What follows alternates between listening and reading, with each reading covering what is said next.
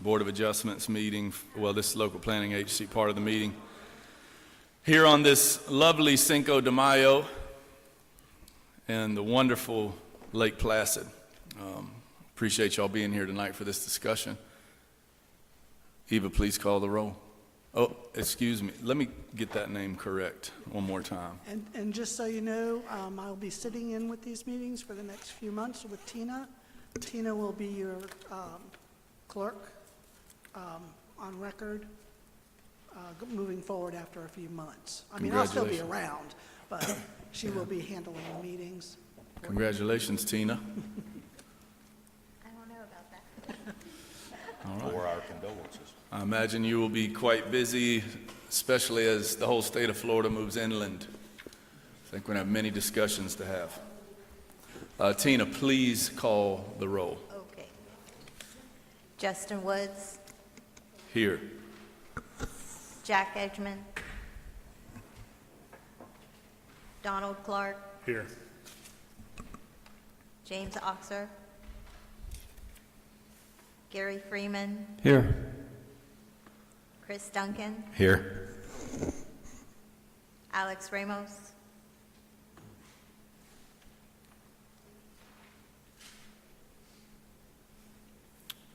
All right, thank you. Next order of business, let's address the review and approval of the consent agenda. I'll wait to entertain a motion. I'll motion to accept the agenda. I'll second.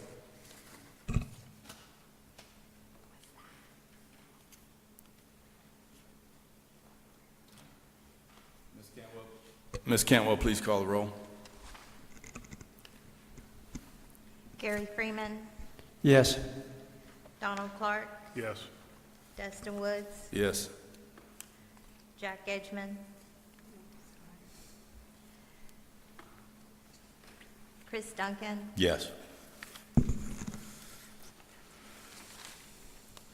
All right. Before we begin our meeting tonight, I just want to state, for the sake of this board's knowledge, as well as any of our community participants that have stake in LPA and Board of Adjustment decisions, absenteeism has been an issue, and it's going to be addressed at the town council meeting on Tuesday. They're the ones that have the authority to make changes to this board, and I trust that they will make some good ones for us.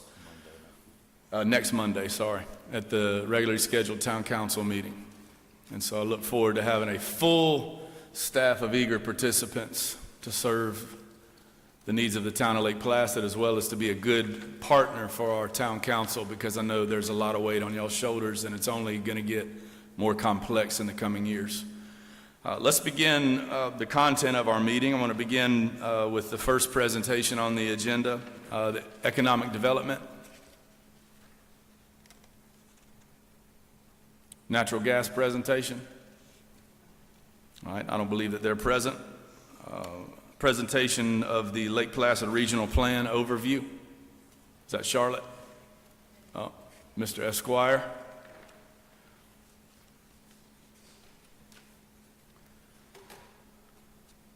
This one's going to take a while because there's a lot to be said about the regional plan and its interface with the regional utility.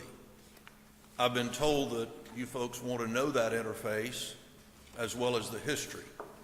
Gary can enlighten you on the history of the regional utility. It's not clicking.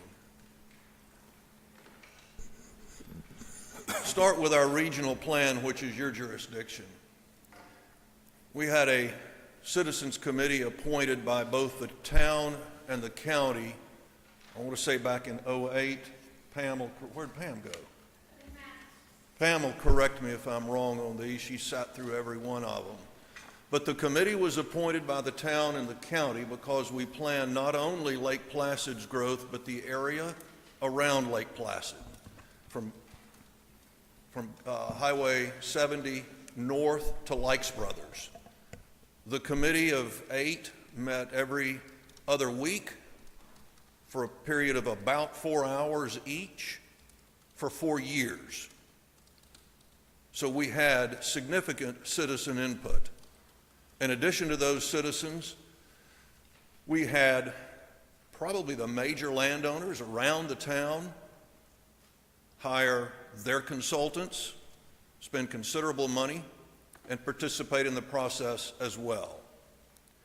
The committee addressed density, that's residential density, came out at 3 to the acre with some changes that brought it up to about 4 to the acre generally. Intensity, that's a commercial term. Before I forget, Jennifer Cotto Salisbury, with you tonight, sat with us in a lot of those meetings, if not all, as we prepared this, as did the county staff. They were our staff as well as the county staff at the time. So we had a lot of professional input by our staff, county staff, landowner experts as well, and Central Florida Regional Planning Council. We addressed transportation, meaning the roadmap, trails and paths, utilities, water and sewer, signs, tall buildings, private and public parks, levels of service, private lakeside parks, landscaping, and I already said trails and paths. There it is again. At the end of the 4-year process, the recommendation was adopted by the Board of County Commissioners. It's in one of the chapters, I believe 12, I don't remember. And it's easy to find in one spot in their code. In our code, it was spread throughout the code, so it's hard to go lay your hands on, here are the requirements of the regional plan for Lake Placid. The requirements in the county as well as the town are the same. They are mirror images, but their location in our codes appear different. To me, the cheat is to go to the county code and look it up the easiest because they have it all in one spot. It was transmitted to the Department of Community Affairs. They too approved it. So this process went through about 5 years, start to finish, was adopted by both the county to govern the area around the town and the town to apply the plan inside of our town. It was to protect the town and manage growth in the future. The area, the committee recommended its own area, and we addressed, as you see, from south of Lake Placid around Highway 70, and that was the industrial area more or less, all the way up to the Three Nellies, Likes Brothers. Today, rather at this time, is the process to, that plan was adopted as the county and town's 2030 plan at the time, several years out. The county is now reviewing their 2030 and preparing their 2050 plan. That's what Jennifer is in the middle of doing for the county. Because our plan is in the county, if we make changes to the Lake Placid regional plan, they should be mirrored in the county, best of all worlds. So the job is Lake Placid. The county has always taken the position Lake Placid needs to go first. Tell us what Lake Placid wants. So that discussion starts here and should result in a recommendation to the town council. Nobody's going to ask you to vote tonight on that recommendation. You can on several general things, but I think a lot of that would need to be wordsmithed by next meeting. We'll see at the end of this how you would like to proceed. Your call. So the county's doing their 2050 plan. We're taking part in that. Now is the time for us to make recommendations to both governments, town and county. That's why in January of this year, Mayor Holbrook said, I want LPA and LPRP, Lake Placid Regional Utilities, to both look at these plans and make recommendations so that we can get them timely included into the county's plan and then ours. The Lake Placid Regional Plan theory. When we proposed this to the county, it was suggested that the Lake Placid government would provide the municipal services in this area. We'd already contracted fire to go to the county. Those costs were increasing, so we transferred that to keep that off of our tax roll. In addition to saying, if you want to develop, and what spurred this was the state of Florida Department of Community Affairs had stopped the adoption of all comprehensive plan amendments back in '08, I believe it was. Is that the right time? We probably had 20 or 30 of them stacked up countywide. So the theory was, because the state wanted to make sure they took the position we did not need development lots, any new developments, because we had plenty countywide undeveloped. If you look at Leisure Lake, Sun and Lakes, Highlands Park, you'll see there's a lot of platted lots, unconstructed. So they denied converting from agriculture to residential. We took our plan up and said, the point is, if you want municipal development, residential development in the Lake Placid area, not worried about Sebring and Avon Park, then agree to annex, so the town will provide the services. That more or less creates the municipal service area, and you develop. You annex when you develop was the deal. Annexation triggers would be the new development, zoning change, land use change, or special exceptions. And as those trigger annexation consents, and if you're in, for example, before the county and they try to change land use, ag to residential, they have to record an annexation consent, so when they develop, they annex. Landowners outside of Lake Placid have the choice of annexing and then seeking their development entitlements through the town, or not annexing and seeking those entitlements through the county. But it's under the same set of rules.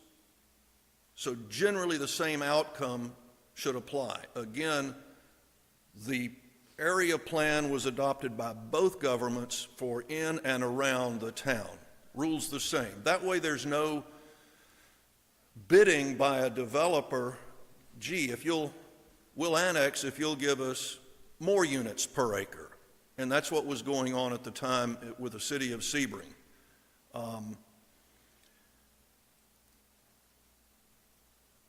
In our planned area, we made the decision in that process to use planned development, or PD, ordinance, in every case. You're familiar with, let's say, residential zoning, 7.5 foot setback from the side yard, 25 from the front, whatever it is from the back, I don't remember. All of those go away.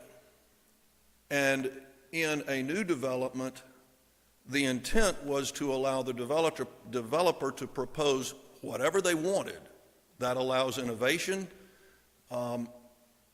and there were also requirements. While we say there's a blank slate that they can propose, the town council does not have to, nor do you, accept their proposal if it's not consistent with the plan. The standards, development must comply with the LPRP standards. Remember, we talked about density, intensity, signage, tall buildings. So you take the plan development application in one hand and the county code that sets out all the standards in the other, and see how do they address those standards. They're allowed to, for example, cluster up to 12 units per acre, but if they put 12 units per acre, then other acres have to be more green so that the total density is 3 or 4 to the acre. Development costs, we clearly stated that development costs should be on the applicant, the one developing. The theory there is when someone develops in our town, for example, who's going to pay for the roads? Are you going to tax your citizens that are already here and comfortable, thank you very much, and raise our tax so you can pay for their roads to get more people here? That's not the theory of our plan. The theory of our plan is to put all of those development costs, be it roads, water, sewer, parks, so that we maintain our standard of living and not dilute it. If you take the total citizens of Lake Placid today, let's say 2,500, you take the number of acres of parks we have, divide it by parks per people, acres per people, and you'll get our level of service. We want to maintain that level of parks per density of people. So that cost goes on the developer. Same with trails and paths. We're creating those. They should pay their fair share to connect to the system, to connect the green spaces, the parks, etc. One of my pet peeves is, well, I'll pay you the cost of land, and you go to buy the land your own self, town, later. Well, that never works out that I have seen the way it should. If they pay us 10 grand, we're not going to get $10,000 worth of land. By the time we buy land, it's gone up, and we don't get the match. That'll be something folks will figure out down the road. So you're going to have to raise taxes to have our community pay those cost of improvements, or put it on the developer. We have in the past made the decision it would be on the developer. That's part of your code. The LPRP standards. These standards were adopted to maintain the character of our town. Maximum density, 3 to the acre. You've heard me say 3 or 4. Density can be assigned. Residential density for the total acreage can be assigned so that they still get their density under any commercial development. If you've got 100 acres, 10 of it's commercial, the residential under that commercial gets transferred over to the residential area. So they still get 300 units on 100 acres, even though it's only 90 residential and 10 commercial. So it works out to around 4 to the acre. Basically the density and intensity of Placid Lakes.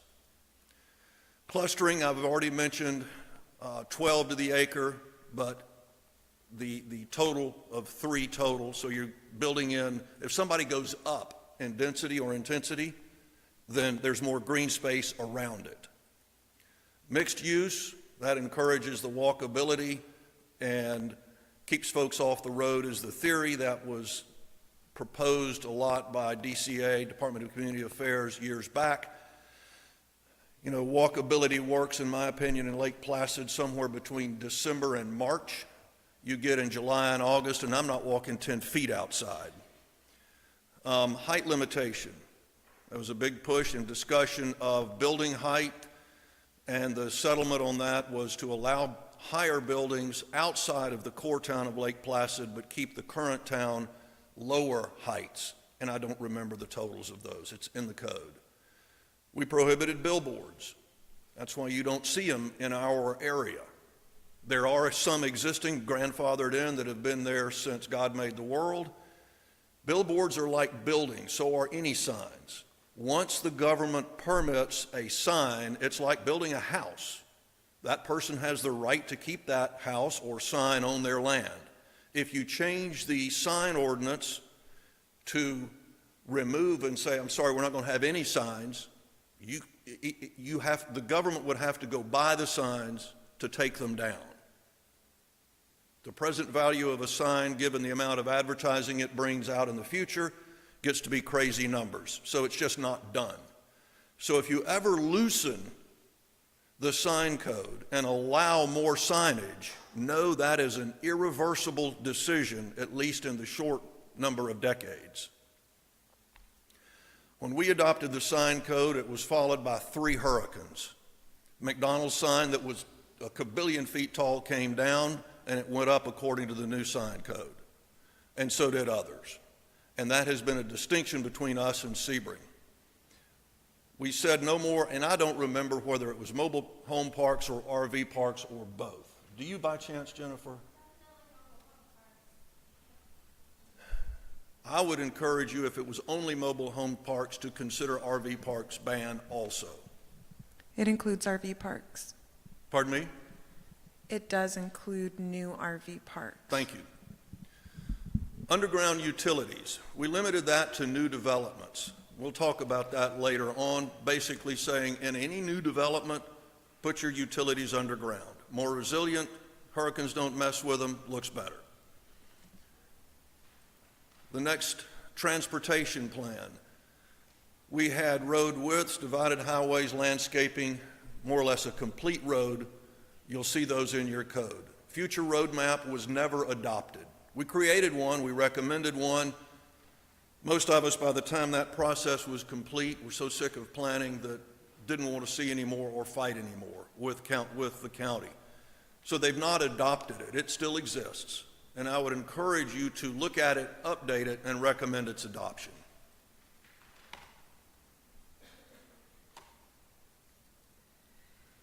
Trails and paths, that was adopted. Subushan led that fight. Recommend that you consider updating that to be consistent with the state widths as we consider linking to the north-south path coming up from, I believe it's Lee County to Polk. We require frontage and backage roads to relieve congestion on 27, as well as linked parking. As you think of going towards the 2050, first question is, do you want to keep the plan or not? I can tell you the plan, that's going to be a debatable. My friend Pam will take a different position, and that's okay. But the 8 of us that sat there and the governments that adopted the plan thought this was a good thing to control growth for our area, to avoid inappropriate densities, to make sure the cost of development was put on the developer and not the citizens that exist here today. So that's going to be your first question, is do you want to keep the plan and how do you want to change it?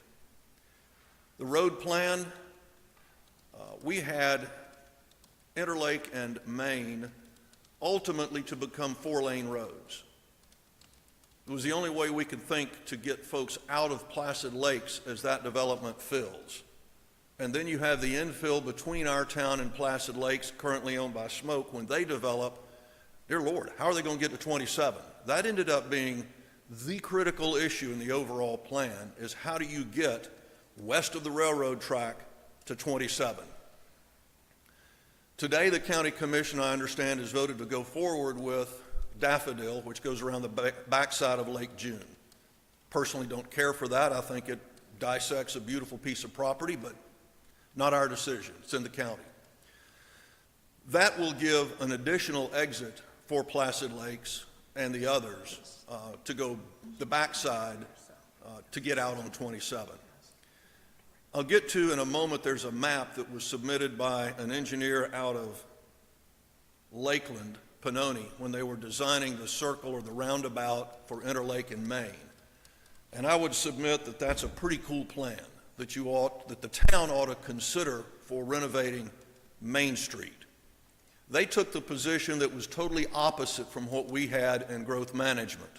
Rather than a 4-lane road on Main Street, they suggested, no, keep it a 2-lane and cram it down, meaning reduce in width, to a true 1-lane north, 1-lane south. As you drive down Main Street today, it's just about wide enough to have 2 cars going parallel.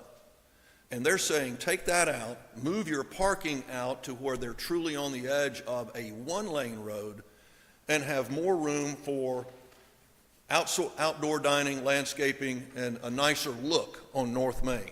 I'm not sure where that slide is, but it'll come up in a minute, I hope.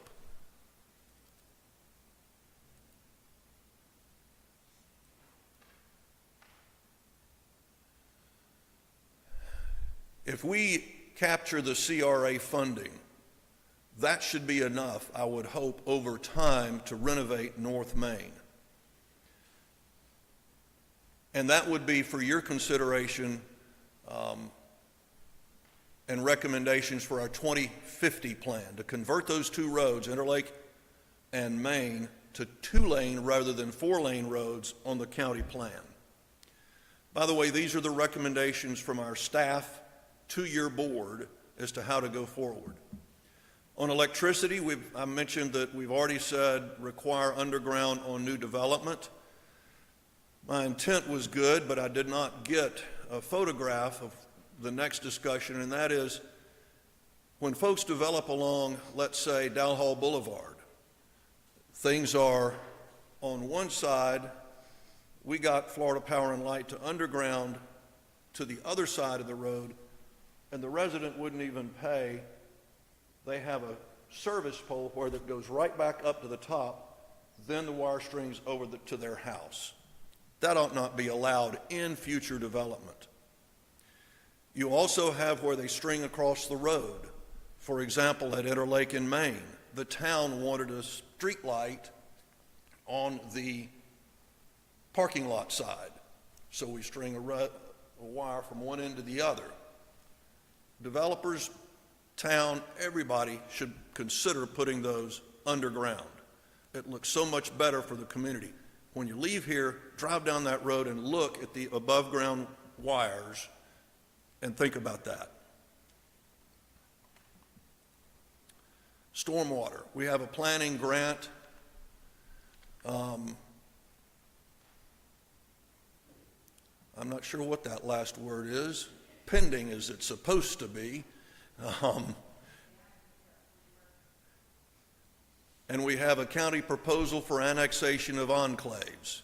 That's coming back through staff. That's not on the presentation tonight. There was only so much I thought I could get away with boring you. The enclaves are areas that you have to go through the town, the county has to go through the town to get to them to provide garbage pickup, for example. With that will be the county's request for roads. Another recommendation staff brings is let's develop a PD ordinance template that lists all of the standards, if you will, in our development area. Density, intensity roads, frontage roads, backage roads, et cetera. So, and billboards and signs. So folks can't, when they're proposing a PD ordinance, if they hand you one, you can't look and see what's not there unless we start with a template and they say, oh, we don't want to do that. Then we can have that discussion open and above board, palms up, about the requirement. Food truck and food tents, Jennifer's working on that recommendation for you. Road maintenance, you know, the issue here is in Placid Lakes, Sun and Lakes, Leisure Lakes, the county pays to maintain all of those roads. I've always taken the position they should maintain our roads too. Every person, every landowner in Lake Placid pays the same tax to the county as does Leisure Lakes, Placid Lakes, Sun and Lakes. Why don't we get the same service? Road maintenance. The county has taken the position if it's in the town of Lake Placid and not a collector, if it's a normal neighborhood road, we should pay the cost of maintenance. That's going to have a significant fiscal impact on the town budget. That's going to take some discussion. I think your recommendation is requested. I don't know the math of what road maintenance will cost.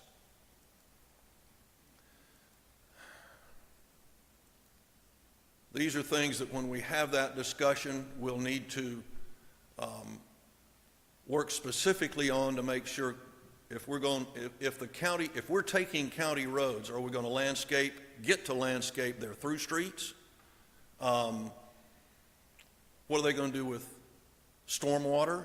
How many of these roads have stormwater historic problems? And then what are we going to do with our parking standards? I will tell you candidly, we've had parking standards and not followed them for probably a decade. Just about every application, we waive parking requirements. Well, the truth is, on Interlake, we don't have a parking problem. Oh, I wish we did. I take Ken's point. Ken LeBlanc has done a great job on North Main. He's not accounted for parking, and that is getting to be an issue. It's all a question of allocating resources. Who's going to pay for that service? Is that a question for Ken or is that a question for the town? You look at the rest of us, The lawyers on that road, we've all bought extra land, built our own parking lots. We pay taxes on our parking lots. Is it fair to tax us to maintain Ken's parking? Tough questions. This is the diagram I told you about for North Main. Ignore the roundabout. That's really not the point. Look in this area where they brought the sides out. They kept the landscaping in the center, yuck, and went back to parking, and then they added this as an area, and I like to point out to this, for example, Kenny could have tables and chairs and dining outside. Things like that and the landscaping outside, I think would look great. I don't know what it would cost, but if you save up your CRA money, I bet you could do a block every few years.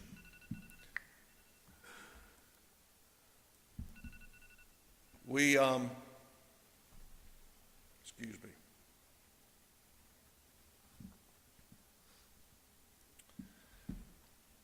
We discussed already undergrounding for new developments. That's our existing code, and requirement for undergrounding for renovations.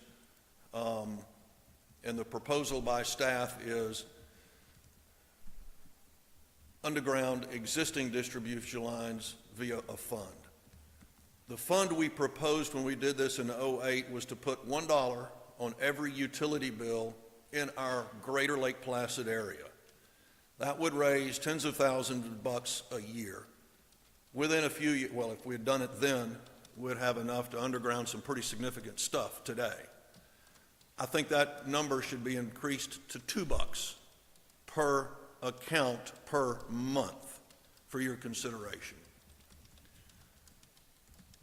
New distribution lines, be it to the home, across the road, should be underground. That would simply be a requirement in the code to underground the lines, implement the monthly fee, trails and paths.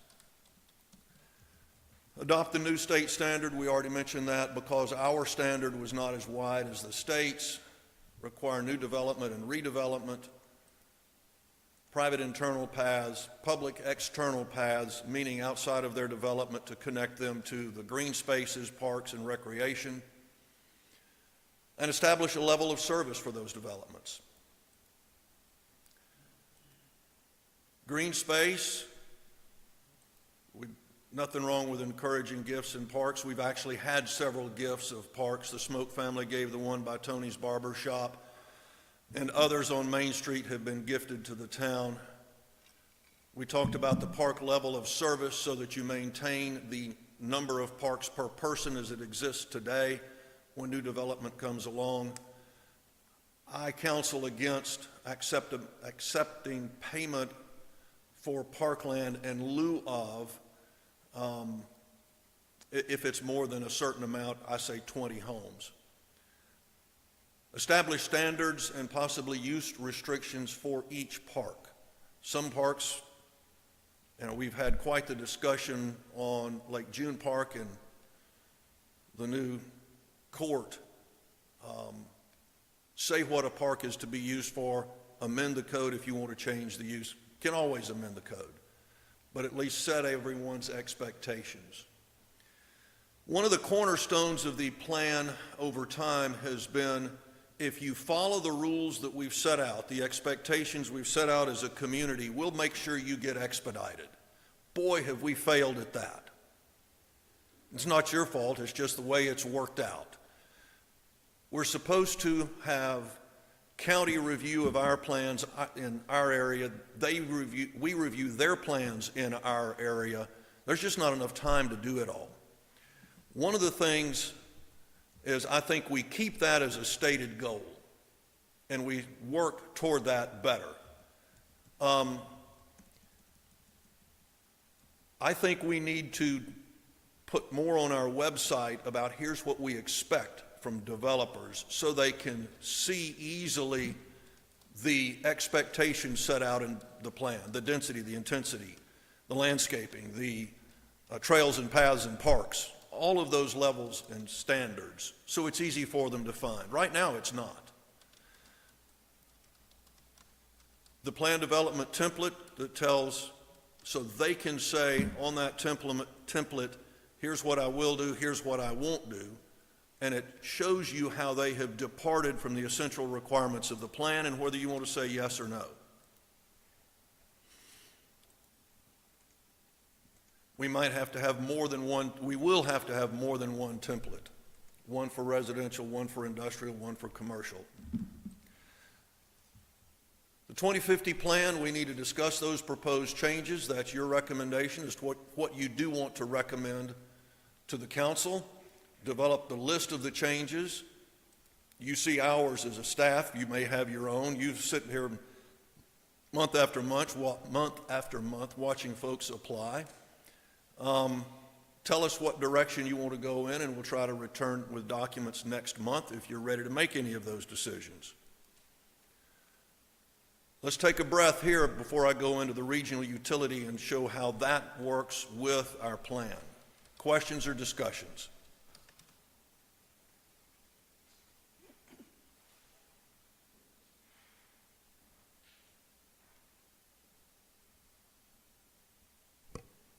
This question may be a little too broad for this point in the discussion, but you had mentioned, some of this annexing, us acquiring certain properties from the county, possibly roads, possibly wastewater tracts, if you will.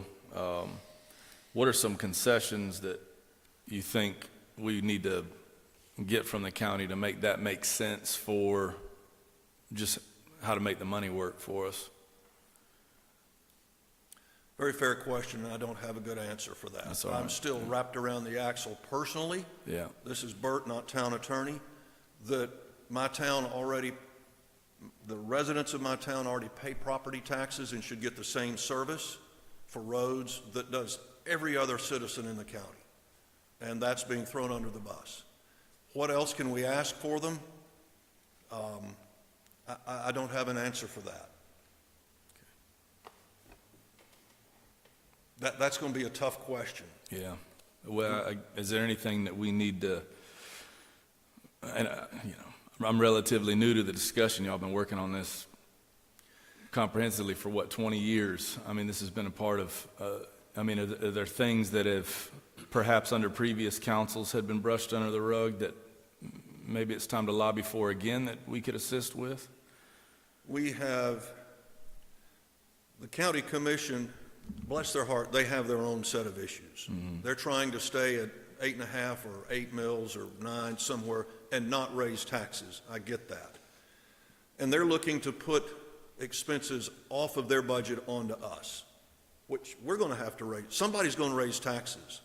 The reason, I know I'm not answering precisely your question, but the reason the state of Florida ended up in this position is 20, 30 years ago, the state indexed gas tax for the state, the Department of Transportation. Rather than 3 cents a gallon, it was X percent of the price per gallon. So when the price of a gallon of gas goes up, their tax goes up. They did not index it for county and local government. So we are hung with a very low tax rate and revenue rate for transportation. And that just, to me, the county is faced with that. They're caught in that issue. They're having to fund transportation out of general revenue rather than just the gas tax today. And they're saying, we don't want to do that. Can we say, give us X dollars a mile for road maintenance? Maybe. The issue is going to be settled with Sebring and Avon Park. They're all over the place as well. Sebring seems to be pushing back as our staff has. Their staff seems to be pushing back, saying, wait a minute. Then there's the issue of annexation. Phil Williams did a really good job on every annexation of, here's what it's going to cost you to take this property into town, and here's what you're going to get in revenue from tax. For example, if you annex this guy, you're no longer going to get the 25% increase in utilities. Recall that for all utilities outside of town, they have to pay 25% more than those in town on the same water line. That's simply to encourage the town to provide the service beyond its boundary. That's state statute. We don't have the duty to do that, but we have the right to do that under the law. State's trying to repeal that. This was the third year in a row. I think it failed again. What question was I answering? We were just talking about how to perhaps County's not, one thing you lobby said. to the county to maybe take some responsibilities that previously they have not. And you make a great point saying we're paying a tax within the town. I live within the town. I'm paying the same amount of tax as somebody who lives within the county, but I'm not offered those services at an equal level. So I was saying, are there some things that we could, now that, as the councils change, commissions change, would some of these areas of concern be worth bringing back up? And that's where I went into Phil Williams and his analysis of what it costs to annex. In many cases, if we have to pay roads, I don't know that that the town of Lake Placid wants to annex anymore. Right. Because that brings in, if we're going to pave all these roads, it's a question of how many mills you're going to raise the local town tax, because it's not in the budget. And to come back to what we ask of the county, I mean, to me, the first question is, why should we? We already pay our county tax. That takes care of roads everywhere but us. Why shouldn't you pay that same cost to us for our roads and let them justify? I'm assuming the state probably doesn't send out emails saying, hey, we've got money we want to give away. Do y'all want some? I'm guessing that you kind of keep an eye on grants. We have. And do we have a staff member that's assigned to just keeping an eye on the ticker tape of grants that come down the radar? Well, one of our beautification grants that we got, in the 90s, rebuilt all of Interlake Boulevard, County Road. I mean, the parking lots, everything. There was no road base under the parking stalls. Not only did they put in curb and gutter and lights and trees and irrigation, but they rebuilt the darn road. We got that grant, county benefited because they didn't have to pay to maintain it. Phil Williams found a grant to repave Interlake, gave it to the county. They didn't have to pay. So yes, we have been looking for those and been very successful in those over time, but it's benefited the county because it's been their job. Today, the county takes the position they maintain the travel lanes of Interlake and Main. They will not repave the parking lot of Interlake or Main. When speaking on utility tax, town residents, and correct me if I'm wrong, town residents pay more utility tax and electricity and cable and things than non-town residents, correct? I don't know what out of town. I know that there is a utility tax on town residents, and I don't know what it is, Donald. Well, Phil explained it to me, is what I was saying is because you're in the town gets monies from electricity and cable television, all that higher rate than non-town residents. I don't know the rate comparison. And then talking about keeping the level of parks ratio proper, development works because you can tell a developer, hey, we want to set aside X amount of land, but when you annex, aren't you diluting that ratio because you're bringing on residents that you're not bringing on parks? When you annex developed land, yes, unless the land was developed under the current code. If the county manages development of Pam's property, the county is supposed to do the same thing we've been discussing. Right, but if you So annex you an would existing stay even. neighborhood, that there's not a park, if there's an existing neighborhood you annex and there's not a park there, then you're You're going going backwards. You're going to dilute that number. You're So right. if you're going to try to keep that ratio right, you need some sort of plan to keep up with it. That would be nice. I agree. So the question for you guys is, you've got a list of recommendations from staff. Do you want to go through that list tonight? Or would you like to come take that list home? We'll print out a copy of the PowerPoint and consider a special meeting in a couple of weeks so that we can stay on track time-wise. Are the staff recommendations primary outlined in the letter that's included from the town administrator? I don't know the letter from town administrator. Would you be able to I don't answer? Is think that- so. I was just trying to get it bite-sized. Where in the packet are the specific recommendations? I mean, I was put them in I was taking the notes, the 9 things? yes. Okay. Are those 9 things included in this packet, are you aware? They are not, they're in We- Mr. Harris's PowerPoint. Okay. They're on the screen now, at least the first 6, Yeah. and we can email these 2 pages Please do. tomorrow. I would like to, while we have you here, I want to steward our time well, because I know that this could end up being an extensive conversation. A couple of things I think would be beneficial is a quick brush over of each line to see if there are any specific questions about each of the 9 things. And then, and it can be, the answer could be none, that's fine, we'll move on to the next. Let's move succinctly. And this being a public hearing, I do believe I'm responsible to allow for some public comment You bet. on this. So let's start with the 9 things.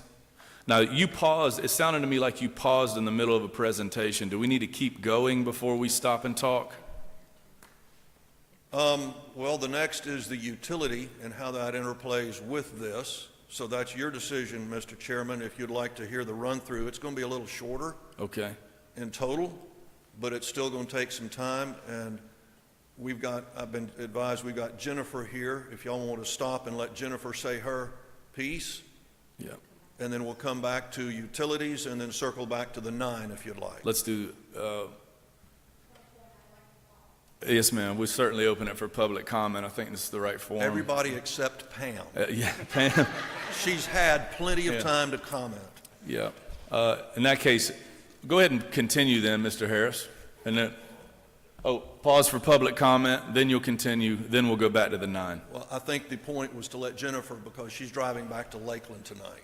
Roger that. Let's do that. Yes, please. And Dustin, number 6, Annex Enclaves, C County proposal, that's going to be what you got in the email, what was emailed out. So when we get to number 6, that's what you had in the Okay. email. Thank you. You're welcome.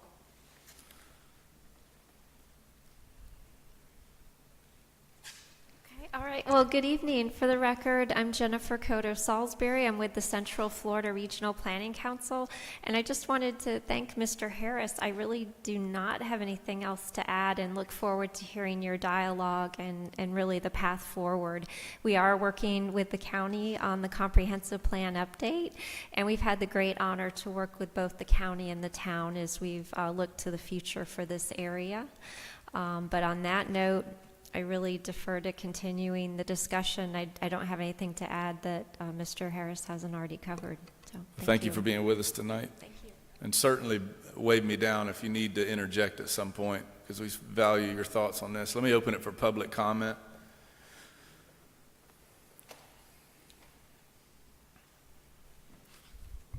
Pam Fentress, 12373 Lake Placid, Greater Lake Placid area.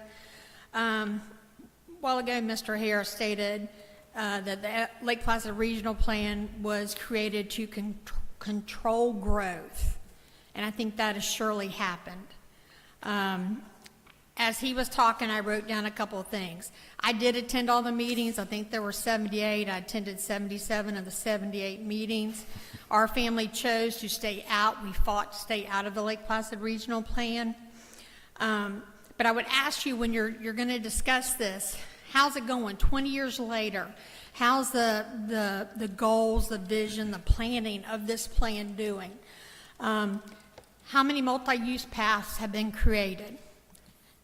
And with the density and the transferring of the clusters, you're supposed to, I know Bert just said 3 to 4 units per acre is what the medium density residential. It is 3 gross, which is 2 net units per acre. You can, 12 units can be clustered or transferred, but at the end of the day, it will average 2 net units per acre. That's low density residential. That's what they call it'll be urban sprawl. Let me go back to the list. One of the big major things was this going to be water quality, protect the ridge lakes. How's our water quality doing 20 years ago versus today? I can tell you this week I spent a significant amount of time on DEP and EPA's website looking at all the impaired water bodies. These are listed. This isn't like Pam thinks that there's a little trash or algae here and there. These are officially listed as impaired water bodies. Lake Placid, Lake June, Lake Francis, Lake Persimmon, Lake Henry, Lake Applethorpe. I mean, I could go on and on. So in that regards, I don't think it's been a success. How many new roads have been built with all these multi-use paths in the corridors? How much land has been set aside or given by landowners for fire stations, EMS? That was a big part of the plan too, that the town would never have to worry about where the fire station or EMS stations are located because the new developments would pay for that. None have been built. Schools built. The North Group was to provide 2 new schools and a total of 50 acres. Never happened. Mixed-use developments. How many have been built? No, I mean, a lot of these things that he's talking about, and they're lofty goals. There, if you want to be Hilton Head, Seaside in the North Panhandle area. It's a master plan community. It's great. Look at the economics. The town of Lake Placid, yes, we have the Journal Plaza. That's great. You're looking at a lot of poverty in our area. Look at the median income of our residents. Yes, people live in Lake June Point or Water's Edge. You have some nice older developments, but the county is doing the 2050-year comp plan amendments. It'll go before the P&Z board next week. In the packet, it talks about the building permits between 2020 and 2024. There's a map. Y'all can't see it. All the little dots show the new construction. Placid Lakes has the most, Leisure Lakes, Sun and Lakes, Highlands Park, Sylvan Shores. There's none. There's maybe 3, but not in the town limits. People can't afford to do the developments here, build the houses. But I think you need to look at that as well. Where is all this development? We were so concerned about massive development. We had to do the architectural standards, all the increased landscaping, all the increased stuff, the underground utilities, which sounds great, right? What you want to have your power lines buried underground. Who's going to pay for that? Will it cash flow? But urban sprawl is happening now because they're developing one house at a time. Placid Lakes, Leisure Lakes, Sun and Lake South, Sylvan Shores, Highlands Park. 1950s old subdivisions that are already platted. Those people aren't adding to your tax base. They aren't putting in your amenities. They're not going to pay for a splash pad or a dog park or all the other things. It's the same town residents and businesses that are basically paying to support 90% of the greater Lake Placid area that uses the parks. How does the town look at aesthetically, beautification-wise, 20 years ago versus today? Go to South Main. Go a couple of streets off Interlake and Main. Look at the houses. It's not very attractive, in my opinion. You have poverty here. The overlay, the aesthetics, it just... I give as an example, past town council member Greg Sapp. He was on the council. He tried to build some storage units in town limits by the railroad tracks. He has stated multiple times it cost him $400,000 more to build because of the Lake Placid Regional Plan than if he were outside of the Lake Placid Regional Plan area.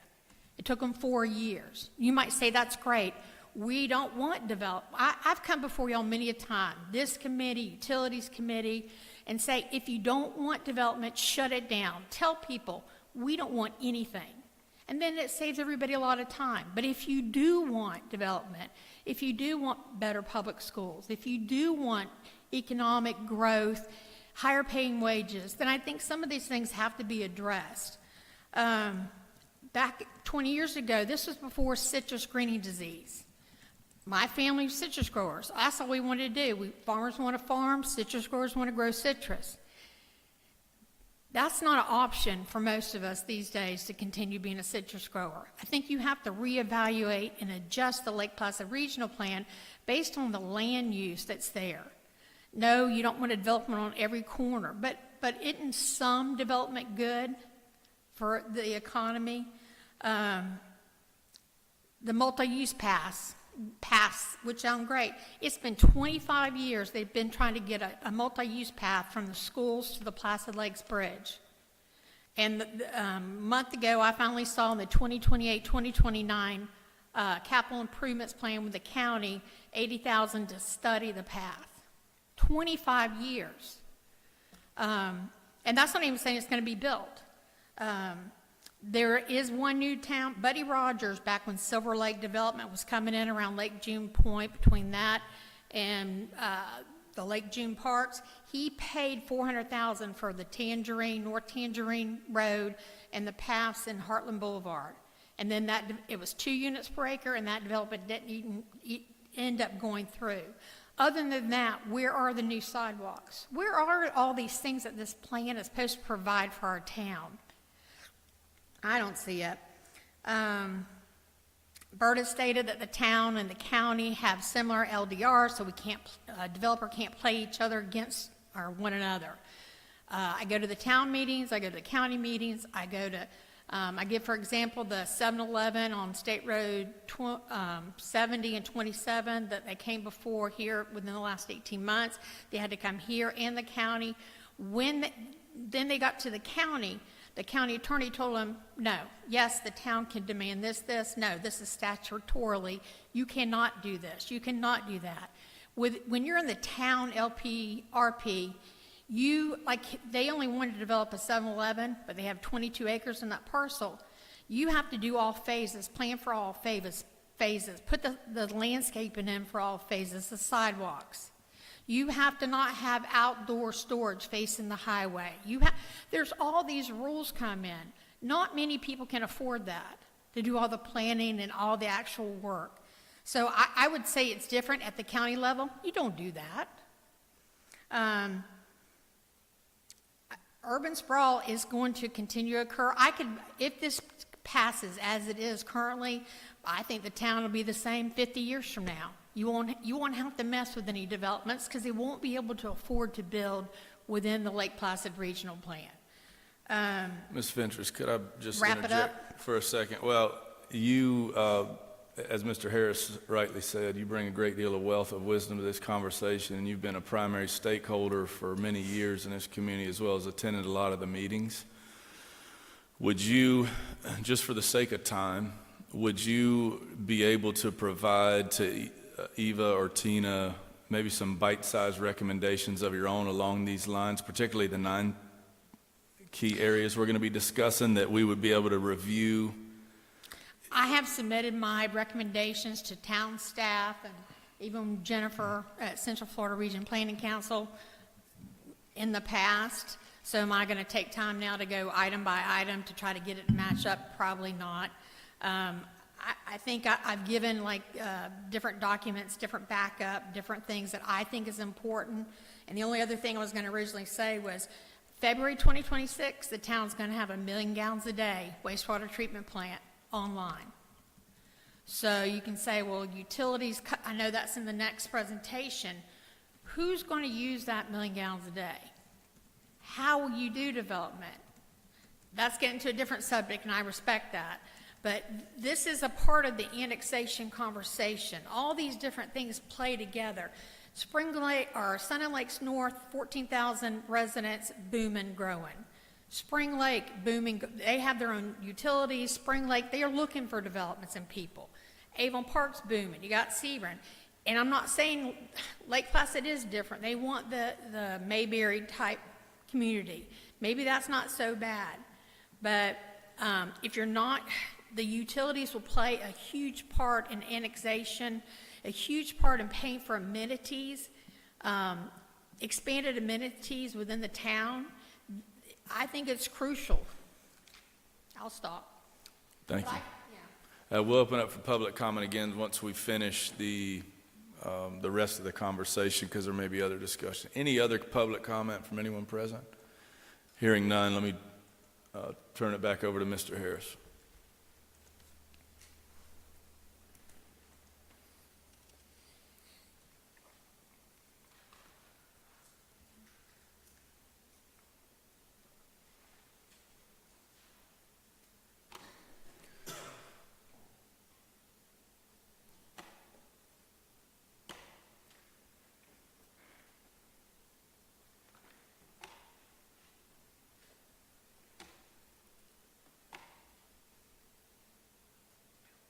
Got it.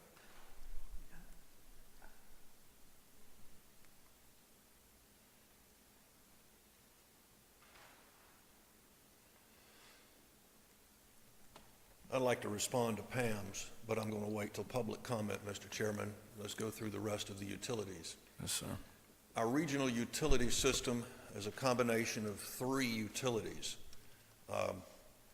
Gary can probably speak to it because he probably remembers as painfully as I do the growing pains when we cobbled together 3 systems that were horrible. We had our town system that provided sewer service to Zapulaville, built by Jules Zapula back in the 60s or 70s, and serviced the new school. When that started running out, we built our 250,000 gallon a day plant, borrowed the money, it's being paid off this year. We got a legislative grant to buy the Pew system, which is the County Road 29 homemade plant. If you've ever been down and looked at it, it looks nothing like a sewer plant you've ever seen, but it seems to work. It brought us the Highway 27 commercial corridor and Water's Edge. We then went to the county and said, county, the only place they were in utilities was Lake Placid. They don't do utilities in Sebring Avon Park. We said, you ought not be in utilities. Give us your Tomoka system, and we'll put it as part of ours. That included Highway Park. At that discussion where they gave us those systems, we agreed to stand up and operate a regional utility, Lake Placid and the area around it. We agreed that because Tomoka system and Highway Park had already been built, cost us nothing, we assumed very little debt. I think it was minor, if I recall. They said, don't charge us the out-of-town 25%. And we agreed. We didn't have to pay to build it, not the plants, not the lines, nothing. So we treat those like they're part of us and combine that into our Lake Placid regional utility. We have a utility agreement with the county, an interlocal agreement.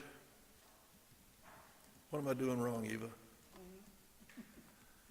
That we executed when they gave us that. I would encourage you to review that. It's probably 10 pages. The gravamen I've already mentioned, but it has one other hook in there, and that is fire protection. If we're putting water out into the county, we're supposed to follow their rules of how many hydrants, so long as they have rules. Well, they've never gotten the rules published, so we don't have to yet, is my understanding. Sebring and Avon Park don't do that. They'd really like fire hydrants every 500 feet. That requires a larger line, more expense to put in a line out to, say, Pam's or whatever.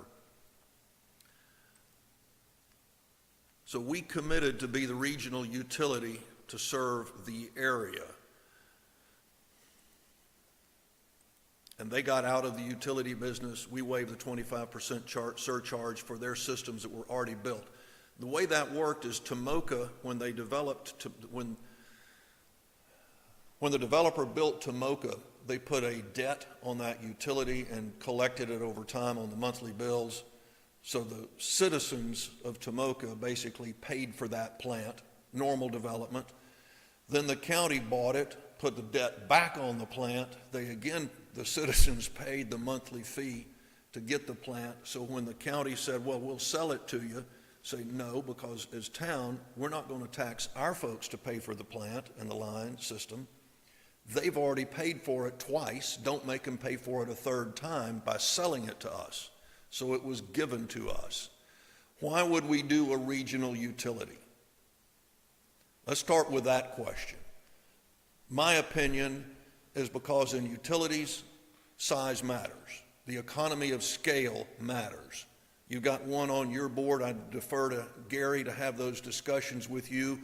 But my sense is the bigger your system, the more you can afford to fix lift stations when they go out, to put in quality equipment, and to maintain your system. Better maintenance, better resilience. Probably better meaning lower operational cost, again, based on the economy of scale. It's also a tool for you guys to use to help control growth management in our area, not just our town, but our area. Pam doesn't like that word control, but at the end of the day, it's the town's utility system, and the town can decide what they're going to do, just like with planning and zoning. Chew on that one for a bit. If you have a local for-profit utility system, and some communities have done that, sold their system, get a bucket full of money, then the guy that operates that's going to make a profit. That's going to be on top of the cost of operation. That can, the need to make a profit can result in a lower quality system. You would be surprised at the number of times I have been called professionally by the folks that live in, I believe it's Covered Bridge, because they won't put in a better water filtration or treatment system and the water's nasty, and they want to hook up to us. So I still support a government-owned system by the town. I support a large one that eliminates the profit element and therefore the need to squeeze on service. And oh, by the way, only governments can get water and wastewater grants to improve their system. That's the reason Pew sold to us. We could get the grants to fix it, he couldn't. End of story. Then we come to the septic to sewer project. Question, why? Lakes declining water quality.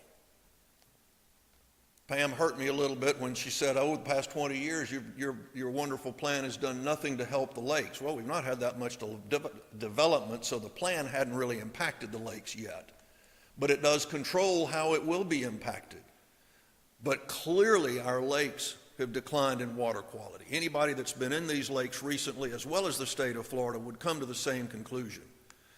As Pam said, our key lakes have already been determined to be impaired waters of the state. Furthermore, the state is raising the bar on discharges.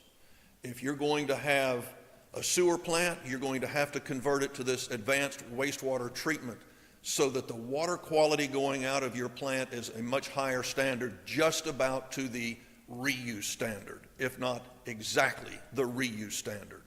They are implementing that in the BMAP area.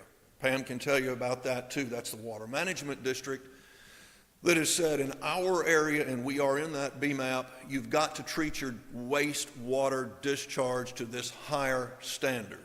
And if you're building a new home, you're putting in a septic tank, you're going to have to, and I don't know at which point, whether it's this year, next year, or 5 years, but you're going to have to do the advanced wastewater treatment for your own individual system.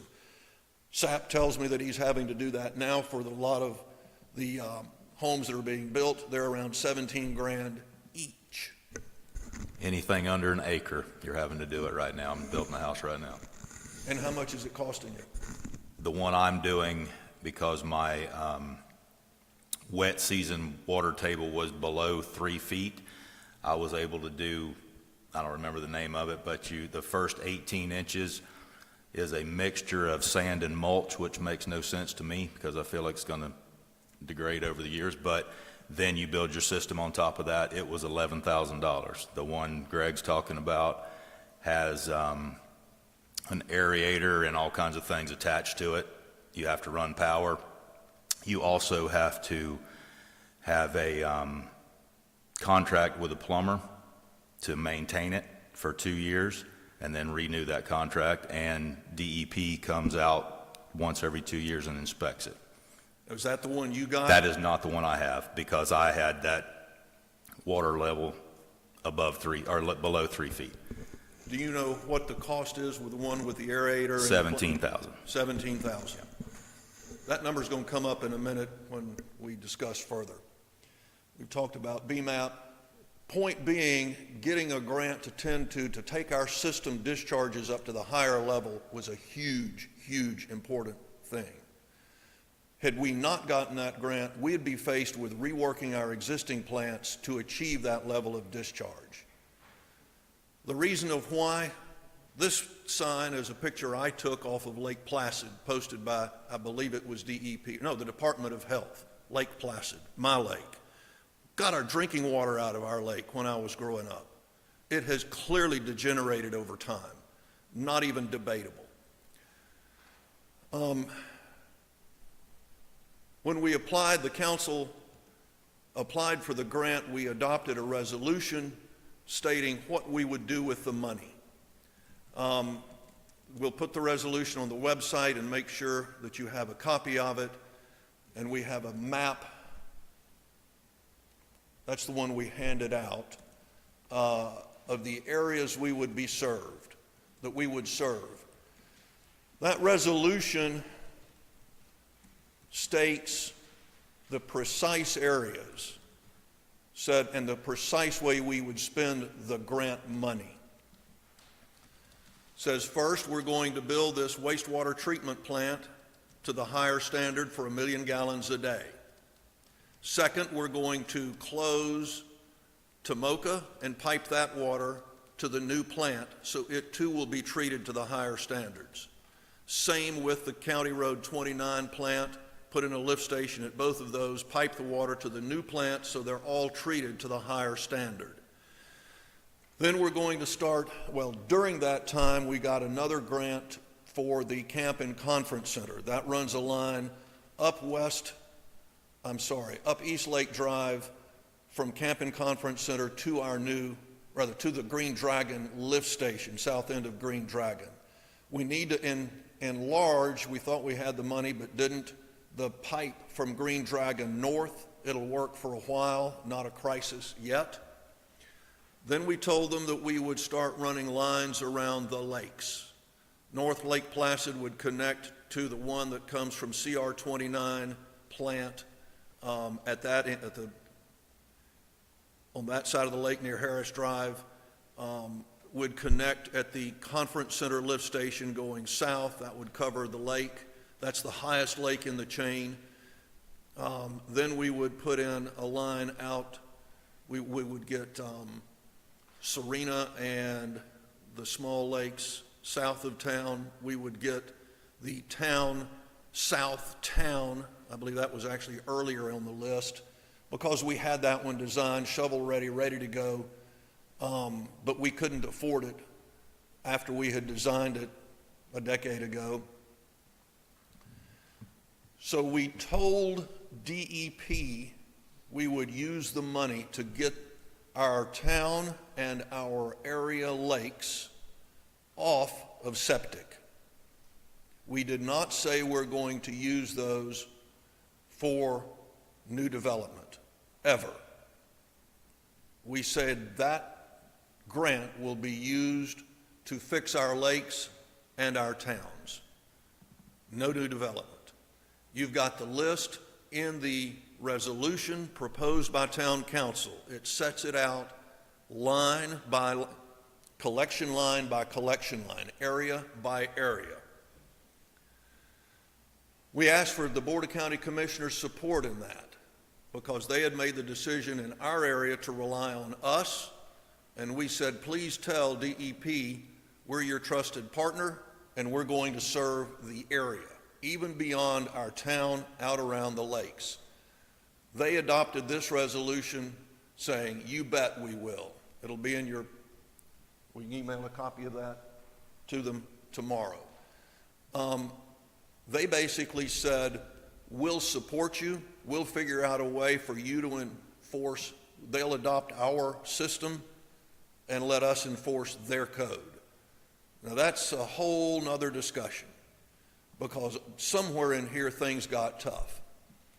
We got the $40 million grant. The initial grant agreement was for the new wastewater plant, 1 million gallons a day, to connect and close Tomoka, connect and close 29, and put in lines to serve 1,600 homes around these lakes. That's what we said we'd do with the application, and they wrote up the grant to say, great, do it. The grant agreement, here's the list out of the exhibit. You probably can't read it there, but it lists the projects that we agreed we would fund out of the grant. No new development was listed. Then everything changed. The first thing we did when we got the grant was to get a study to determine prices of various lines, and that would be gravity, low pressure, vacuum, and that revealed a shocking difference between the cost of lines. The next thing that happened is nationwide COVID money, just like it hit us with $40 million, hit other utilities across the country. Prices of utilities and new installations more than doubled. We thought we were going to get the plant for around 15 to 18 million, came in at 33 million. Fortunately, FDEP understood and amended our grant agreement before we really spent much money, and deleted the requirement for connections. They said, fine, go build a plant, do the studies, figure out what you need, and we'll keep talking. Citizens took issue with the low pressure. We all know that story. It's been quite a discussion. I appreciate every point. But I will tell you, as we went through that process, everybody on town staff and then town council were struggling with, what the hell do we do with this? How do we implement so that we don't lose the confidence of the citizens? We don't want to go on people's property and force hookups. We want them to want to hook up. We got to get more money, and we continue to apply for grants. We got a federal grant for initially at $7 million, put in the budget. The House cut it. The U.S. House cut it to $2.5 million. Then Donald Trump got elected, who I agree with. I have no animosity, and he eliminated all of those earmarks. There went the $2.5 million. Nationwide earmarks, not just us. We got the analysis from Pannoni, the engineer, and that showed us the cost of gravity and low pressure for the neighborhoods that we were trying to do first. The numbers were staggering. You're welcome to them. I assume Charlotte will put these on the website so you continue to see. Grant agreement was amended. Primary objective, the wastewater plant, connecting the two olders. We got one of them done, not both. We'll connect 29. That's under construction now. That brings the line up 27 past my house and connects into the conference center line. We were hoping to get a few lines. I think they may have used some of that money to upgrade the size of the conference center lift station so it can handle all of the effluent on South Lake Placid into the conference center lift station and then come further north.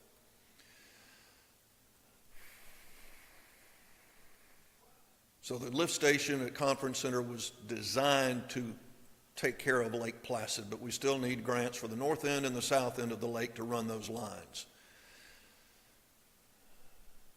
Grant agreement was amended, as I've said, for that scope of work. This is the amendment. You'll see somewhere in here that it listed the projects and then it would do the studies for the others.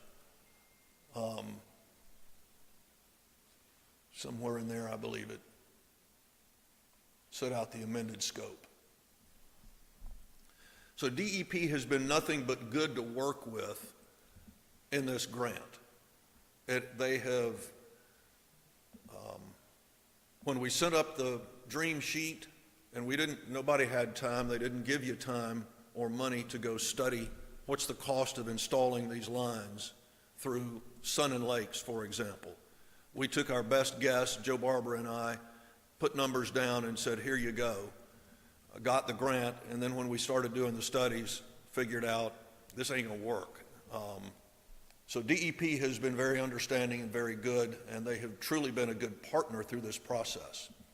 So we end up in our septic to sewer with Our existing system of about 120,000 gallons per day, plus the Pew system, that's probably a little over 20,000 gallons a day. The conference center, 30, and Tomoka, forgot Tomoka. What is that? Is that 100,000 a day? I think 100. So we'll be at 200,000 or 300,000 gallons out of the million. That leaves 700,000 or 800,000 yet to be used. The plant should be completed later this year or early next. We've got grant applications pending to serve 55 connections. Connections on these are going to be expensive because a lot of these are still going to be low pressure.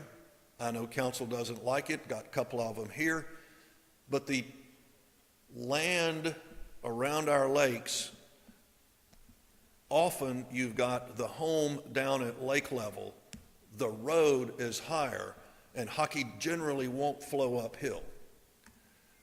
Can you dig through it? Yes, you can, but it gets so deep in this sand, it's incredibly expensive to run that where the line goes down and then the collection line is so low. I didn't say it's impossible.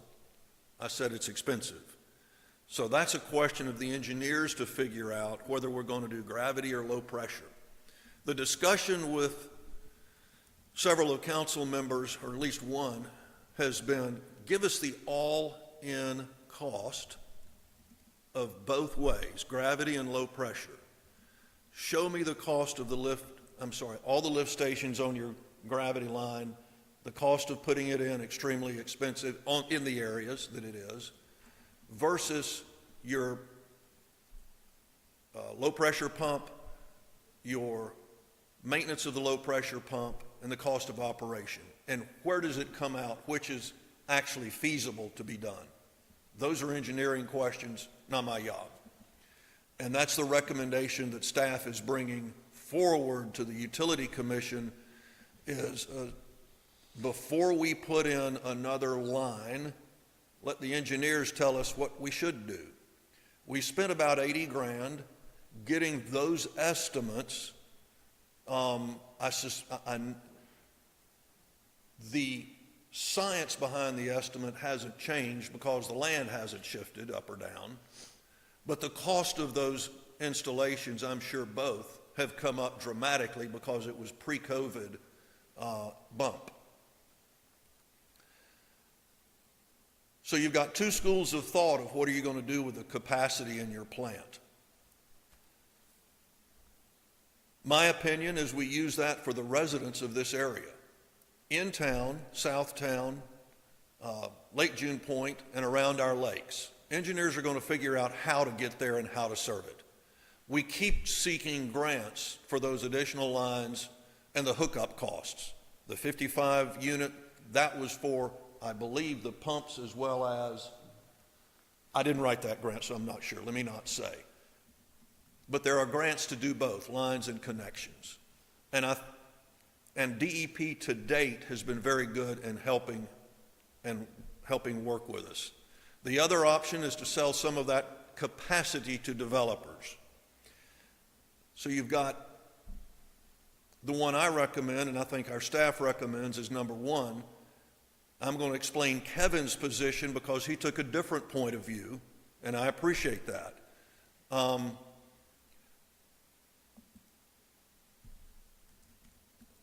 then you've got whether we use this for our regional plan or areas beyond our regional plan, and how we marry the regional plan with our utility plan.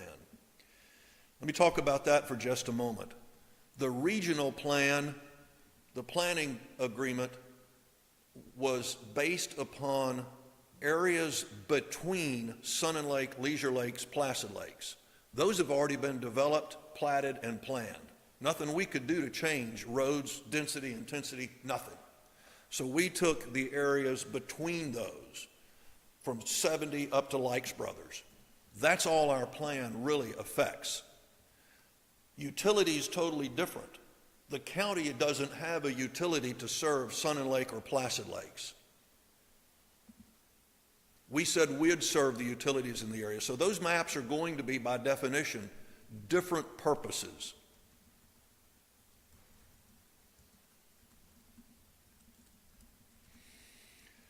Think about what you charge your citizens. Wastewater has about 3 overbroad statement. I know Gary may have a better way of breaking it out, and I will defer to Gary's operational maintenance. But you got basically the cost of operating your plant, the day-to-day chemicals, labor, electricity to make it go and to treat hockey and put clean water out the other end. You got the cost of putting in your collection lines. Often those are paid by a bond, and you pay an annual or a monthly bond payment, and you put that on a monthly bill to your customer. You know, the top line is, I don't know, 20 or 30 bucks a month. The next line, another 10 or 20 bucks a month. Then you've got the cost of the treatment plant. This last one we bought, and we funded 2 ways. One, we collected a system development charge for the few we hooked up, and we put the cost we added to the monthly bill to fund a little bit more of that plant. So your treatment plant cost can be funded in one lump when you connect. That's your system development charge.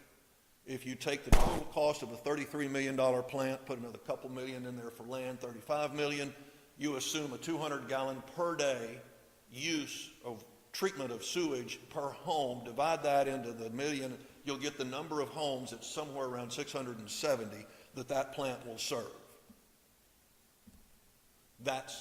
So your cost, each homeowner's cost of that plant is around $6,000. Now, when we built the 250,000 gallon plant 20 years ago, it cost us $1 million. Today, if you built it, it would cost several.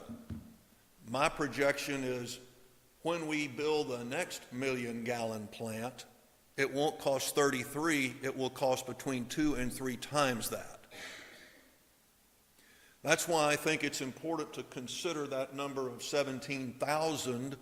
That's what it's going to cost to properly treat sewage with a new home, and that our charge to connect to this system for new development should be between $10,000 and $15,000 per home, not 6. I would opt for the 15,000. That's a utility question. Don't mean to put that on you guys tonight, but that's the theory behind it. I'm not suggesting you sell a lot to new homes. I think some should be set aside.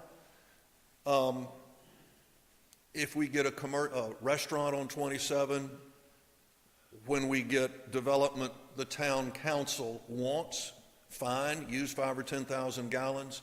But the majority of this, to me, is saved for our homeowners as of today. So they don't end up paying that $10,000 or $15,000 per home to connect to our plant. They shouldn't have to. The plant is free. It was given to the residents of Lake Placid as of today. Do I need to go through that again? You catch my point there? You don't have to go borrow money to build this plant. The state has paid for it. And the purpose, as we applied for the loan, as they included in our grant agreement, was to serve the homes around the lake, the existing people living on the lake. Never was there discussed new development. Can we get away with some? Sure we can.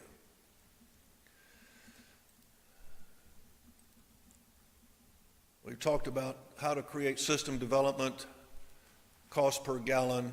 Our existing fee is $3,200 for system development. That's the charge that a homeowner would pay today to connect to our existing plant. That needs to be upgraded. Well, you let the regional utility address that. We've talked about the math. 5,000 did not include the land. And there's my projection that 20 years from now, it will double or triple when we replace it. Cost to our residents, that's what I'm saying.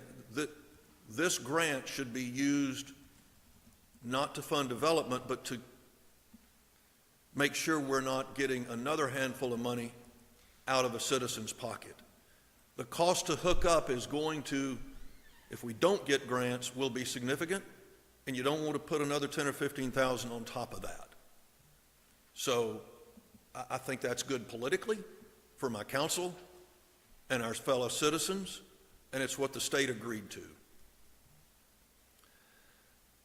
I would pick a date of something like December 31, and if you've got a CO by that date, you're in under the wire.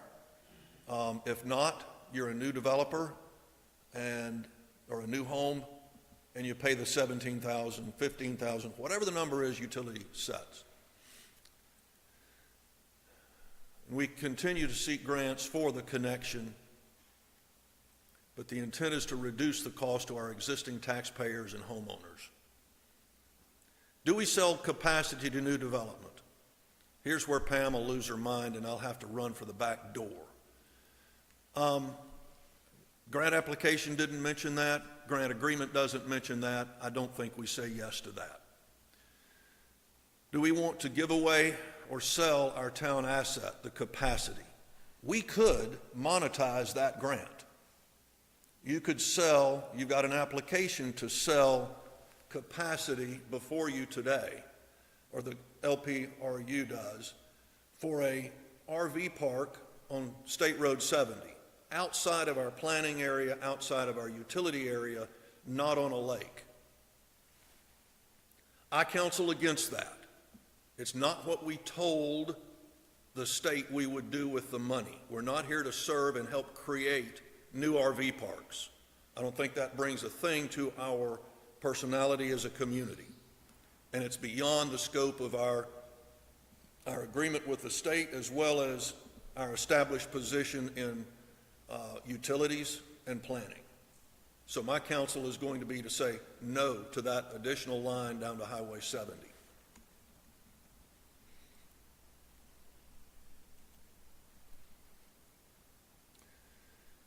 If you sell, for example, that's 420 RV sites times 200, I don't have my, well, I'm not going to take time. It's about 10%, 10 or 20% of our capacity. I forget which, honestly. My math didn't come out because it just told you capacity was, no, that was 6,000 units. So it's almost 10% of your total capacity. And I would not part with that for a development that is outside of our area.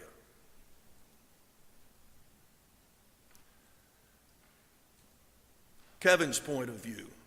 This is my attempt to be somewhat intellectually honest, and because Kevin's not here. Kevin's point is, gee, we could raise $4 million for our utility. Absolutely true. We could run the line down East Lake Placid. That would save having to put a line in. Absolutely true. There are a lot of things that would tempt me to put that line in to serve that RV park.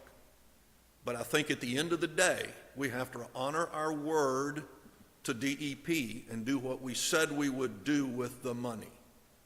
And that is not funding new development outside of our growth area. I don't see that as justified. DEP has indicated that we will continue to get grants for lines. I think let's see how that plays out over the next couple of years. If I'm wrong and they don't, then we might have to take a different look as to how we raise money locally to fund lines. But I'm not ready to say, thanks for the $40 million, now we're going to sell it and monetize your gift to us and do with it what we want.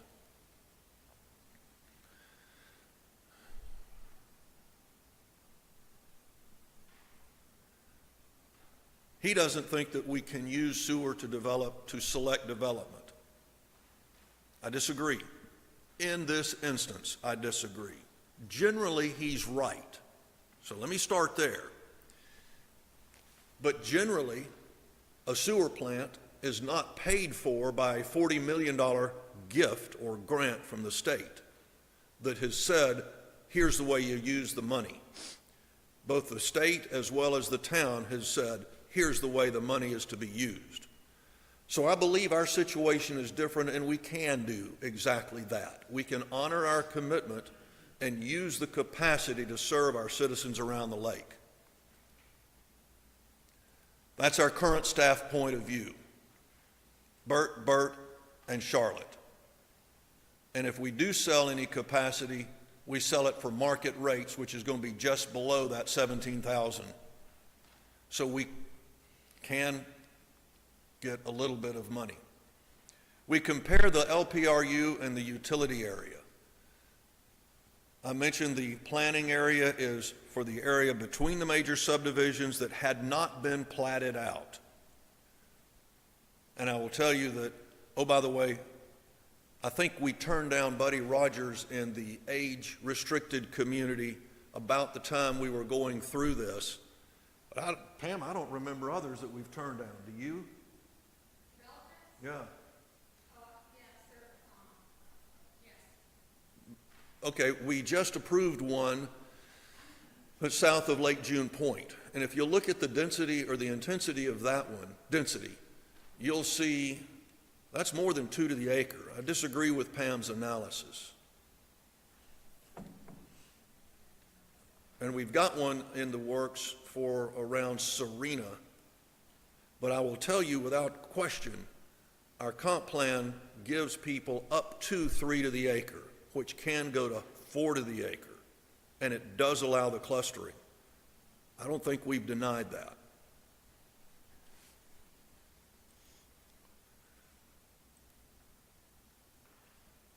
The utility, I think I've beat that horse, is the intent is to serve our area lakes, different from our area plan.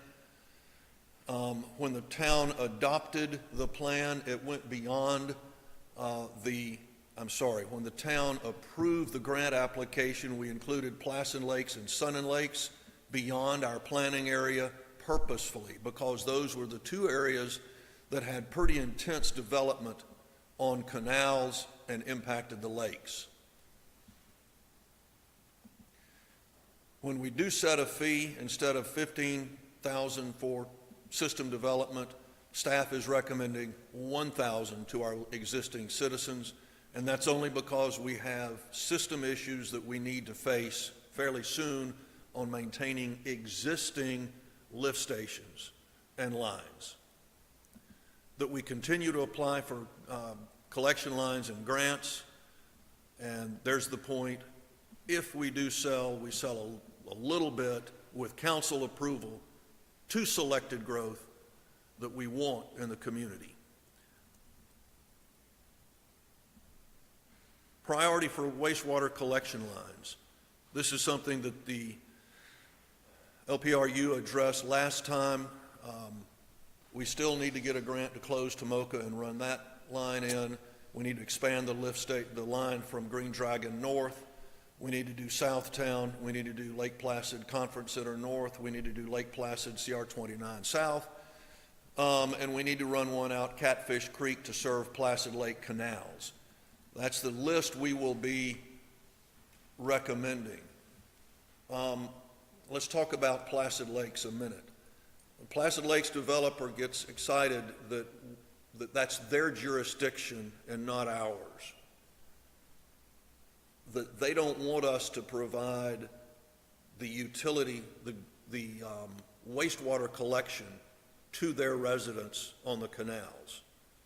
My response to that is, great.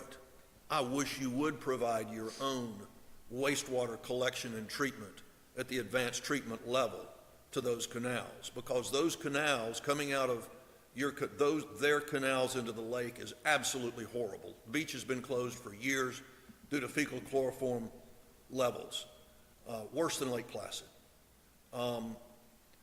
So my answer to Placid Lakes is fine, fund it and do it. You've had 40 years, you've done nothing, and you've degraded the environment. So our town stands ready to fix the problem if you don't. I'd put that's the reason that one's last. Give them another few years. Because if they will, we'll go put our grant money somewhere else.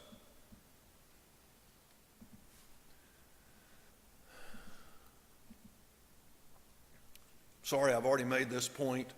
This is for the regional utility, not your jurisdiction, but certainly your understanding. is we get engineering analysis of the all-in cost for any new lines, and we'll need them to make a recommendation of the areas to be served. For example, in our grant request, we did not include Lake Blue, Lake Clay, Lake Huntley. So those need to be added, in my opinion. That will be staff recommendation. Recommendation is not to create a service area. If you create a service area, then you have to run lines, whether you can afford it or not. But just an area that that will be telling the county commission, with your permission, we intend to serve over time, and we'll try to keep getting grants. They would not be served at the expense of the town taxpayers. Let me be clear. All of this has been done through grants to date, and the intent is to continue grants to date in the future. System development charge, 12.5 per ERU. Somebody's got to pick a number. I like 15. That was when I put it in between 10 and 15. That's it.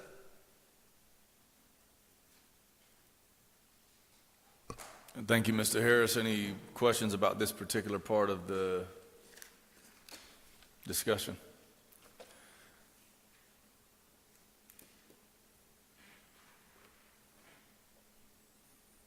Mr. Utility Guy? Okay. I'll make a comment, Bert. You did a great job. You really did. And some of the figures I've got a little, you and I disagree on some of the figures. We know that it's going to happen. But I think you're on the right track. I really do, sincerely. Good job. Thank you. If there are no specific questions or comments from the board related to this portion of the proposal, let me invite public comment, which I believe Mr. Bert Harris had, well, not public comment related to this, public comment related to the last part. Any public comment related to this section? Yes, ma'am.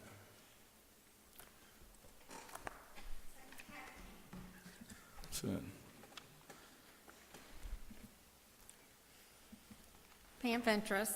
Bert and I actually agree on a lot of the major points of the utility system.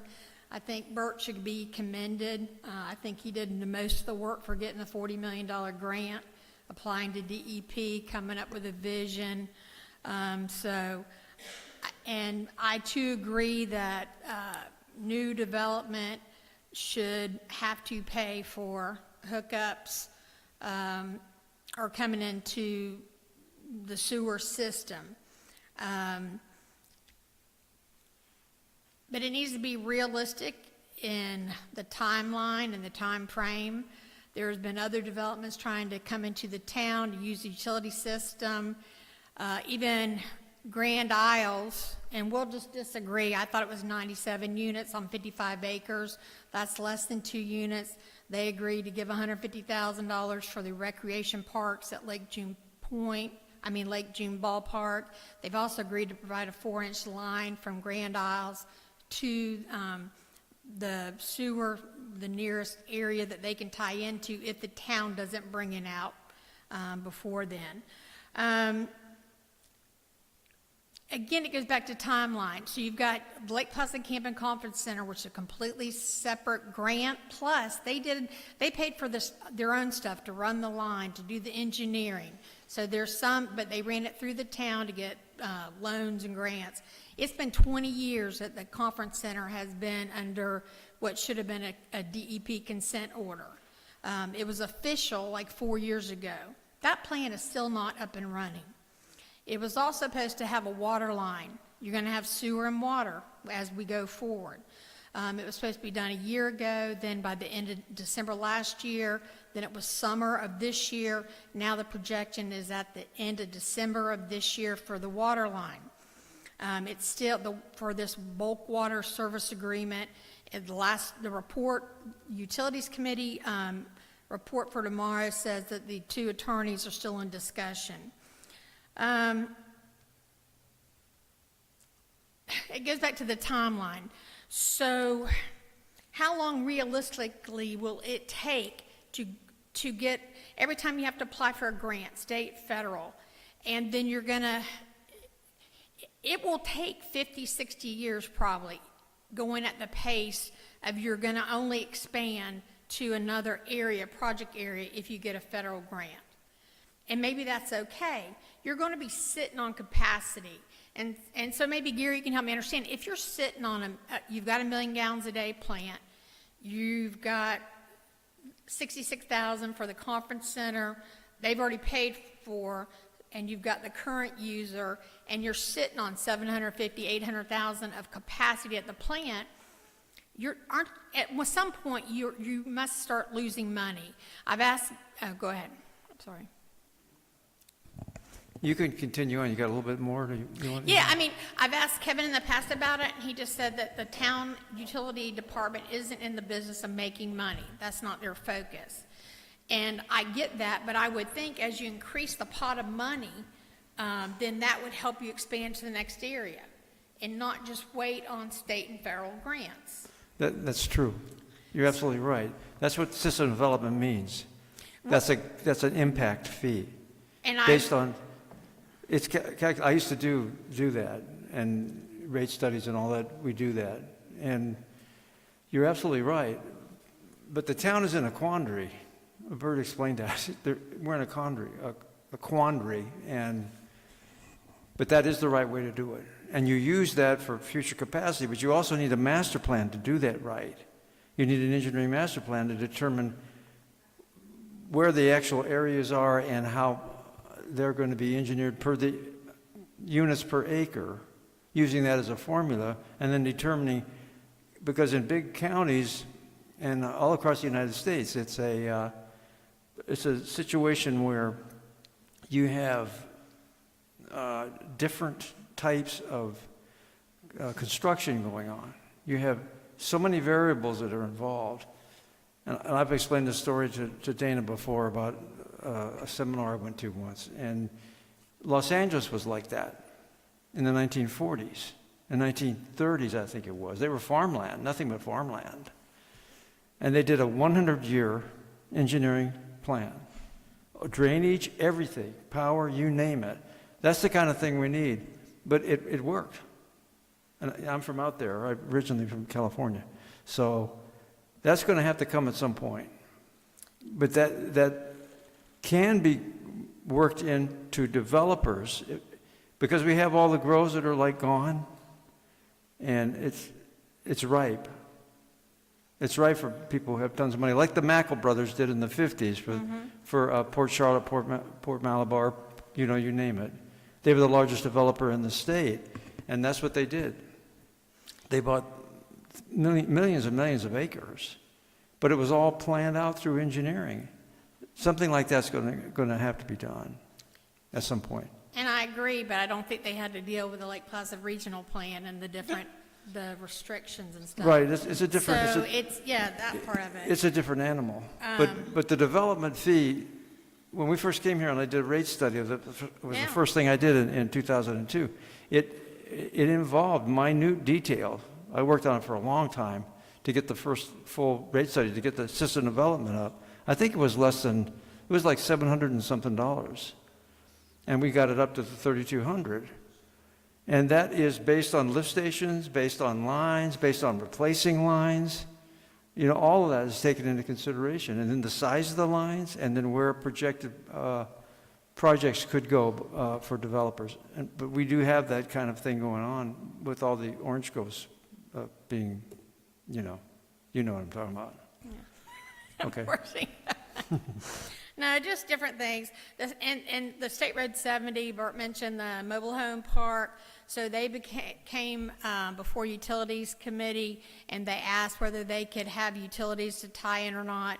We had a discussion. I said the LPA had been discussing natural gas line to take it from State Road 70 up to around the Duke Readiness Study Area, around Town Hall. The mobile home park, they were willing to pay for the line to go from their location outside of the LPRP to the Lake Placid Conference Center and tie in and pay a development fee and pay so-and-so. The Utilities Committee just voted to say, well, we don't want you to go all the way around the lake. We want you to take it down State Road 70, tie it into Highway 27. Let's try to get something with the natural gas line and have that and add in Highway 27 business for the utility, the sewer plant. And then the town council at their last meeting, they voted to approve the utilities recommendation, which was to go ahead and look into the mobile home park, getting utilities and running the route down State Road 70 to Highway 27. The town can change its mind. The past town council meetings, just priority areas and different things, and they've done that. I'll just try to keep it short. When you look at these things, Tomoka gets public water from the town. When they came in, the county had given the utilities to the town or whatever, town bought, county gave. Tomoka can never be annexed into the town. You're going to have some tough discussions. This committee, the town council, utilities. Let's say that the town did get the $2.5 million from the federal government for the line on Lake Mirror Drive. If you get a line, are you going to have a policy where those homes then have to be annexed into town? I don't know that it may not be contiguous now, but as there's different ones have signed agreements, when it becomes contiguous, we'll annex in. So, and those revenues will help pay for other amenity and services in the town. So I think you really, Lake Serena, the west side of Lake Serena is currently annexed into town. The people on the east side of Lake Serena are not annexed into town. Half of their house is and half of it isn't. So if you've already got a sewer line running down Lake Drive East. Is that a logical place? I mean, I can tell you about what's logical, what's this, how the town council voted. Southtown, okay, you have the engineering, you have the studies, you have all these things. That's a low-income area. If you realistically think they're going to pay even $1,000 to hook up, and then to have a monthly water and sewer bill, like I live outside the town limits. I've never had a water or sewer bill. Think about the shock when people all of a sudden have to start paying a monthly fee. You say, well, everybody, I don't know if it's 70% of the people in the nation pay a water bill or a sewer bill. A lot of people in Lake Placid don't. The Lake June Point crowd does not want to be on the sewer system, or if they do, they want gravity fed, which is $11 million, versus $2 million was the low pressure. Placid Lakes, the Utilities Committee voted a couple of months ago to drop Placid Lakes canals from seeking grants. They don't want it. So someone's going to have to be the adult in the room and okay, you don't want it versus our lakes need it. Or because the county's not going to enforce these things. There's just going to be some hard discussions that need to be had, but they need to be had. People need to disagree like Bert and I do on a lot of stuff, and it's okay. And at the end of the day, you're going to come up with some good solutions and know that it's fully vetted out, the pros and the cons, and then you decide. I think the House and the Senate, I Googled it a while ago, and Bert said you can charge 25% more if it's outside a municipality boundary. I think on April 28th, the House and the Senate voted to pass that. So when you're doing these fee structures or what's going to happen in the future, make sure you have the right numbers to plug into these future things. I personally think the town's going to be sitting on $800,000 in capacity. Developers won't be able to afford, even with the vacant or the groves that are pushed, not only because of the structure utility fee, but mainly because of the Lake Placid Regional Plan. You don't have the density to offset. Dustin, you were talking a while ago about incentives, or do we have something? You don't have anything. Like if something was normal, like a 4 units breaker, if you gave them 6, and they could say, okay, I have more density, therefore I'll pay more for this. I will pay for that. Bert tends to think utility system will be able to control new development or new developments. However, Okeechobee has the utilities authority, Toho has authority, and Immokalee has authority. the county does not have a utilities department. Therefore, you can go through a municipality or you can have your own private utility.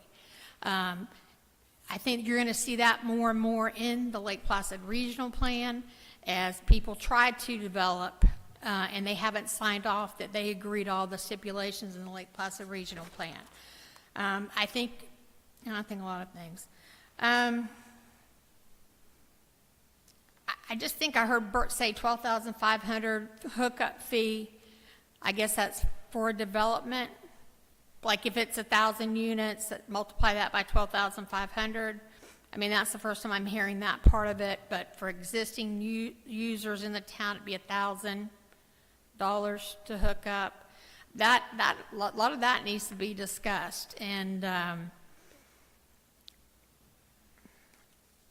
just last thing, when the town first started this, they were under the premise, okay, we've got this money.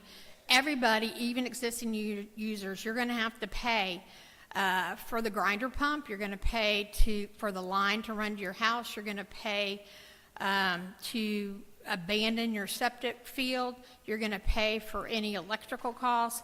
Then with a lot of blowback from the public, Lake June Point, Placid Lakes, different areas, then the town over time shifted to, we're paying for everything. We're paying for the grinder pump, the maintenance. 5 years from now, the pump goes out, we're paying for it. We're going to pay for this, pay for that. Somewhere between those two areas is what I think reasonableness, where y'all need to get to. But I think you're going to have those conversations and know that a majority of the people do not want to have another fee, a tax or anything, or a monthly water bill or utilities bill. You can have these rules, but who's going to hook up? Thank you, Ms. Frenchers. Any other further public comment related to this portion of the discussion before we take a step back? Hearing none, any comment from the board?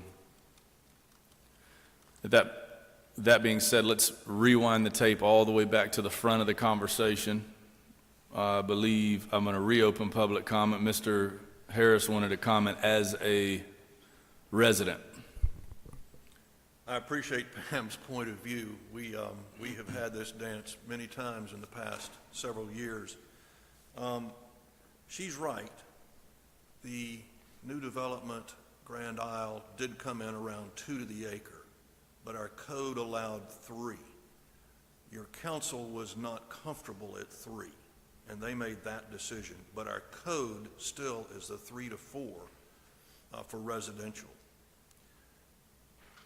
You know, Pam's, I just take a totally different view from Pam's, gee, there's 800,000, we need to put that capacity to use.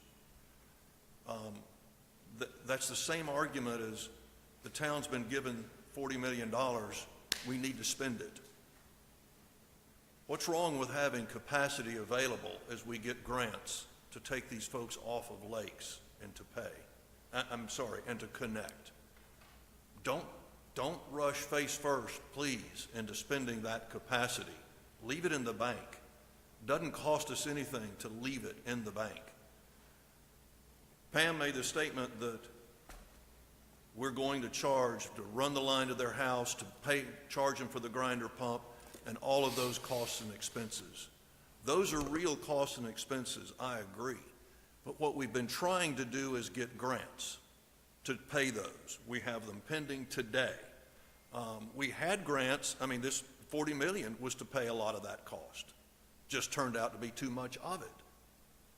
So I'm not ready to say spend the capacity so we can get other money and pay the hookups. Give the state a chance to come through with those grants to pay those. Give it a couple of years. Let's see if it evolves. We've not yet made somebody hook up and pay those costs. Not yet. So let's don't assume that's happening. Any questions? Thank you.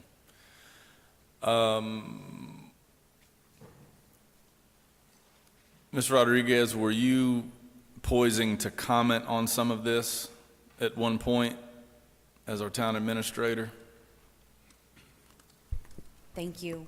Yes, tomorrow we will have the regional utilities meeting, and then we had requested, your or your board requested for us to have the joint meeting. So as soon as we are finished with tonight's meeting and tomorrow's meeting, we plan to look at the calendar to get the group meeting together so that you can come back together at a scheduled meeting. And I just want to make a note on record that we will also notice it so that council, it will be represented that they will be present, that if they want to attend. Mr. Harris, what did you say that disclaimer needed to say? There was a disclaimer we need to publish, so that they could make comment as well, so at the next meeting, if they can, yes, correct. How I recall that conversation going, which was probably 2 months ago now, is that this would be the forum that we would have the joint meeting, is that correct? It will be a part of the regularly scheduled Meetings. LPA meeting? Correct. The utility council We'll come to your will meeting. come to this meeting, is that correct? Correct. Okay. I think my question, anything else? Thank you. I think my question for the board, before we, or even if it's necessary to circle back around to the first half of the conversation, is while we have some of the brain trust present, is there any other information that we need from the present parties for you to be able to have a comprehensive understanding of what's going on, to be able to make some sort of recommendation to be helpful to town council? That was a long way to say, do we need to loop back through a handful of these items to ask any specific questions, or do you feel like you have enough grasp on it to formulate some recommendations?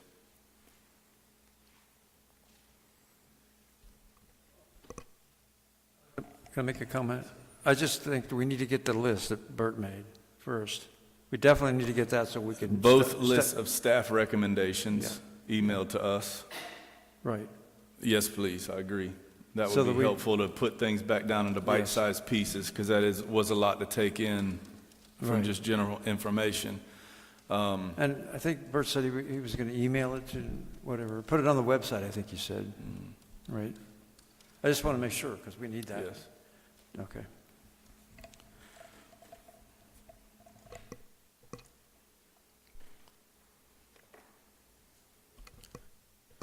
If there is no other question or comments from the board, and no request to specifically walk through any of the previously stated items, then with no recommendation expected from the board tonight, I am inclined to close the public hearing if there's nothing else.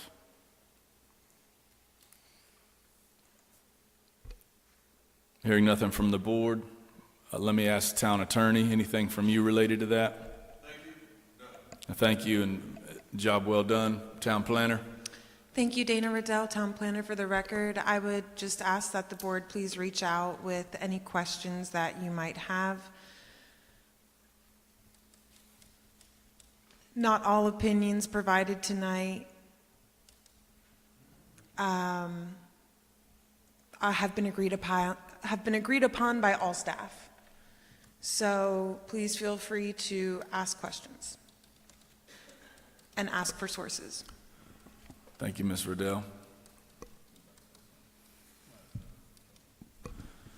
All right, if there's nothing else, we will close the local planning agency public hearing and open the, That was presentations. I'm sorry, the presentations. Yep, now we have a public hearing. Now, we are on to the public hearing. Item 4, Ordinance 2025-04. Thank you for your presentations. At this point, I'll turn it over to Ms. Riddell.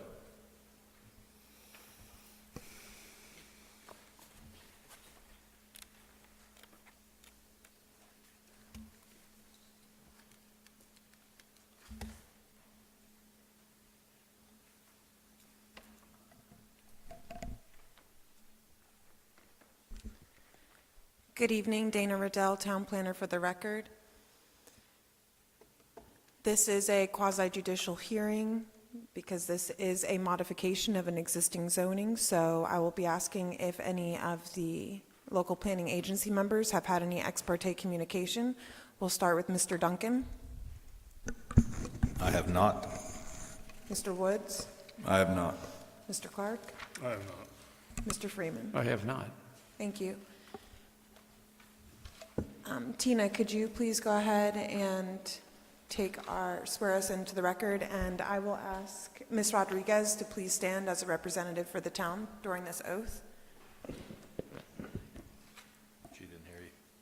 Do you solemnly swear or affirm the testimony you are about to give will be the truth, the whole truth, and nothing but the truth? I do. Thank you. As noted in your packets, the matter for consideration tonight is modification of the existing C1 PD Highway Commercial Plan Development District for the the property we're on tonight. This is for the town hall's property, where there's also the Lake Placid Police Department currently in construction. At the time when we amended this PD a few months ago, we did not have renderings available and were unaware that the property would not comply with the commercial architectural standards, or the new building specifically for the Lake Placid Police Department would not comply with the commercial architectural standards. So we're asking for a modification to the zoning ordinance that would require the commercial exterior building materials to remain in effect, however, allow for a deviation from the primary facade requirements. And I can get us down to our ordinance here. What we didn't have at the town council meeting are these actual renderings of the Lake Placid Police Department, just the outside renderings. We have maps. We just went over this just a few months ago, so I'll go ahead and kind of hurry through.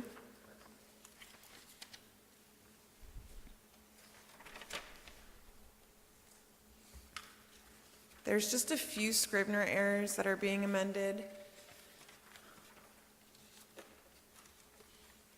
as well as letter G is being added, which explicitly states all building structures shall comply with the requirements for exterior building materials according to section 154-17 of the town code. Additionally, all building structures shall be exempt from meeting the requirements for primary facades. So what happened was in 2022, when the last round of planners was working with the local planning agency to ensure that all sides of the building facing the road would have their exterior facade updated. I don't know if you all remember this conversation. There was discussion as to whether or not all sides of the building actually had to be like stucco, brick, and couldn't exceed 10% metal. The code was not clear, so it was strengthened where primary facades had to meet that requirement along roads. But I think something that's often been overlooked in the town's code is not just the exterior building materials, but on primary facades, you're also required to have a 100 square foot open porch or 30% glazing. Glazing means windows or glass where there's road frontage. And the third option is like an 8-foot wide arcade, which is just another type of awning leading up to the building. You need to pick 2 out of 3 of those options. Almost all developments in the last 2 years that I've been here have had difficulty meeting that requirement. So the language here proposes that not only for phase 1, which is the building we're in now, the existing structure, be exempt from this requirement, because we don't have renderings or calculations showing that 30% of the front of the building facing the road is comprised of glass, and I doubt that it is, but does meet the requirement for a 100 square foot awning. The Lake Placid Police Department cannot meet the glazing requirements because it is a police department which requires enhanced levels of safety and security, meaning glass would definitely, enhance someone's ability to potentially break into the building.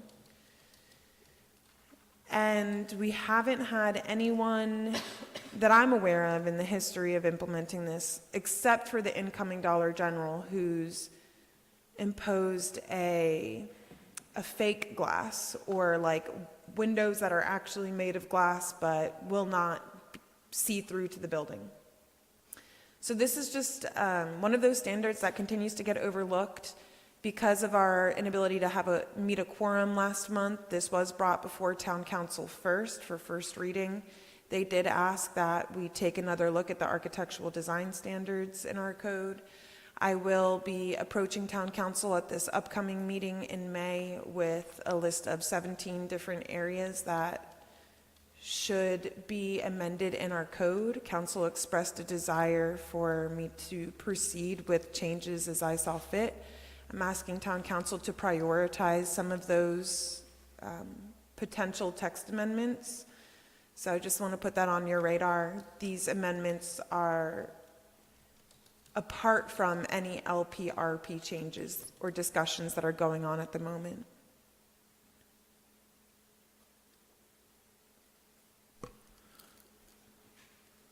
Any questions from the board related to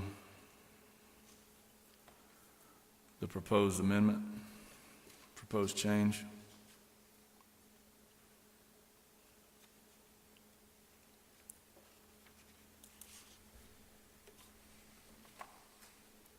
I also struck out this language here stating that no part of the PD land could be subdivided or sold. And that's because there's been a lot of discussion about fire department, which we know is not planned at this time to come here any longer. They purchased a property just a little north of Town Hall.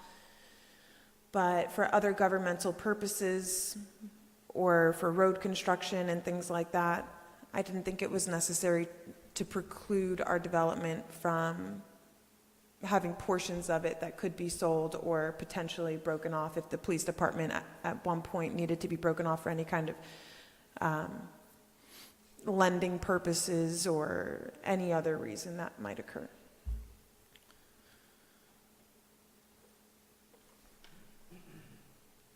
If there are no questions or comments from the board, this is a public hearing. I'd like to open comment to the public.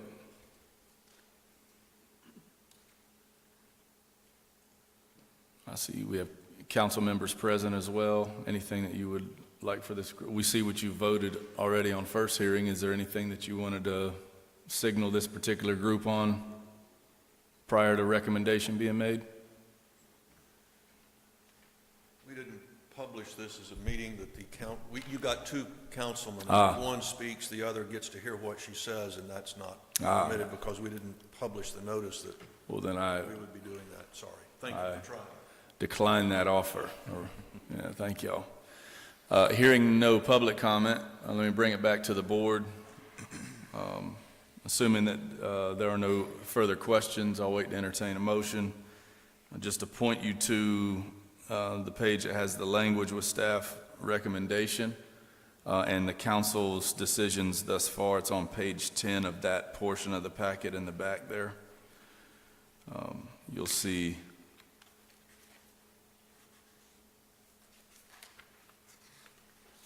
the proposed recommendations.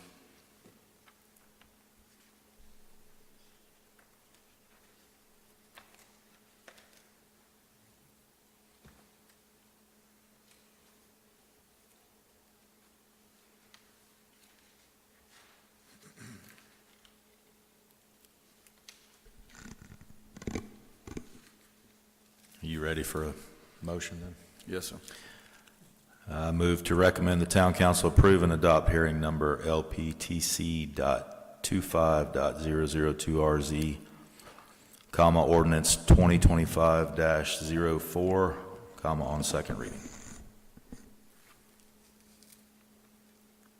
We have a motion. I'll second. We have a second. Any further discussion? Hearing none, Tina, please call the roll. Chris Yep. Duncan, Yes. Gary Freeman, Yes. Dustin Woods, Yes. Donald Clarke, Yes.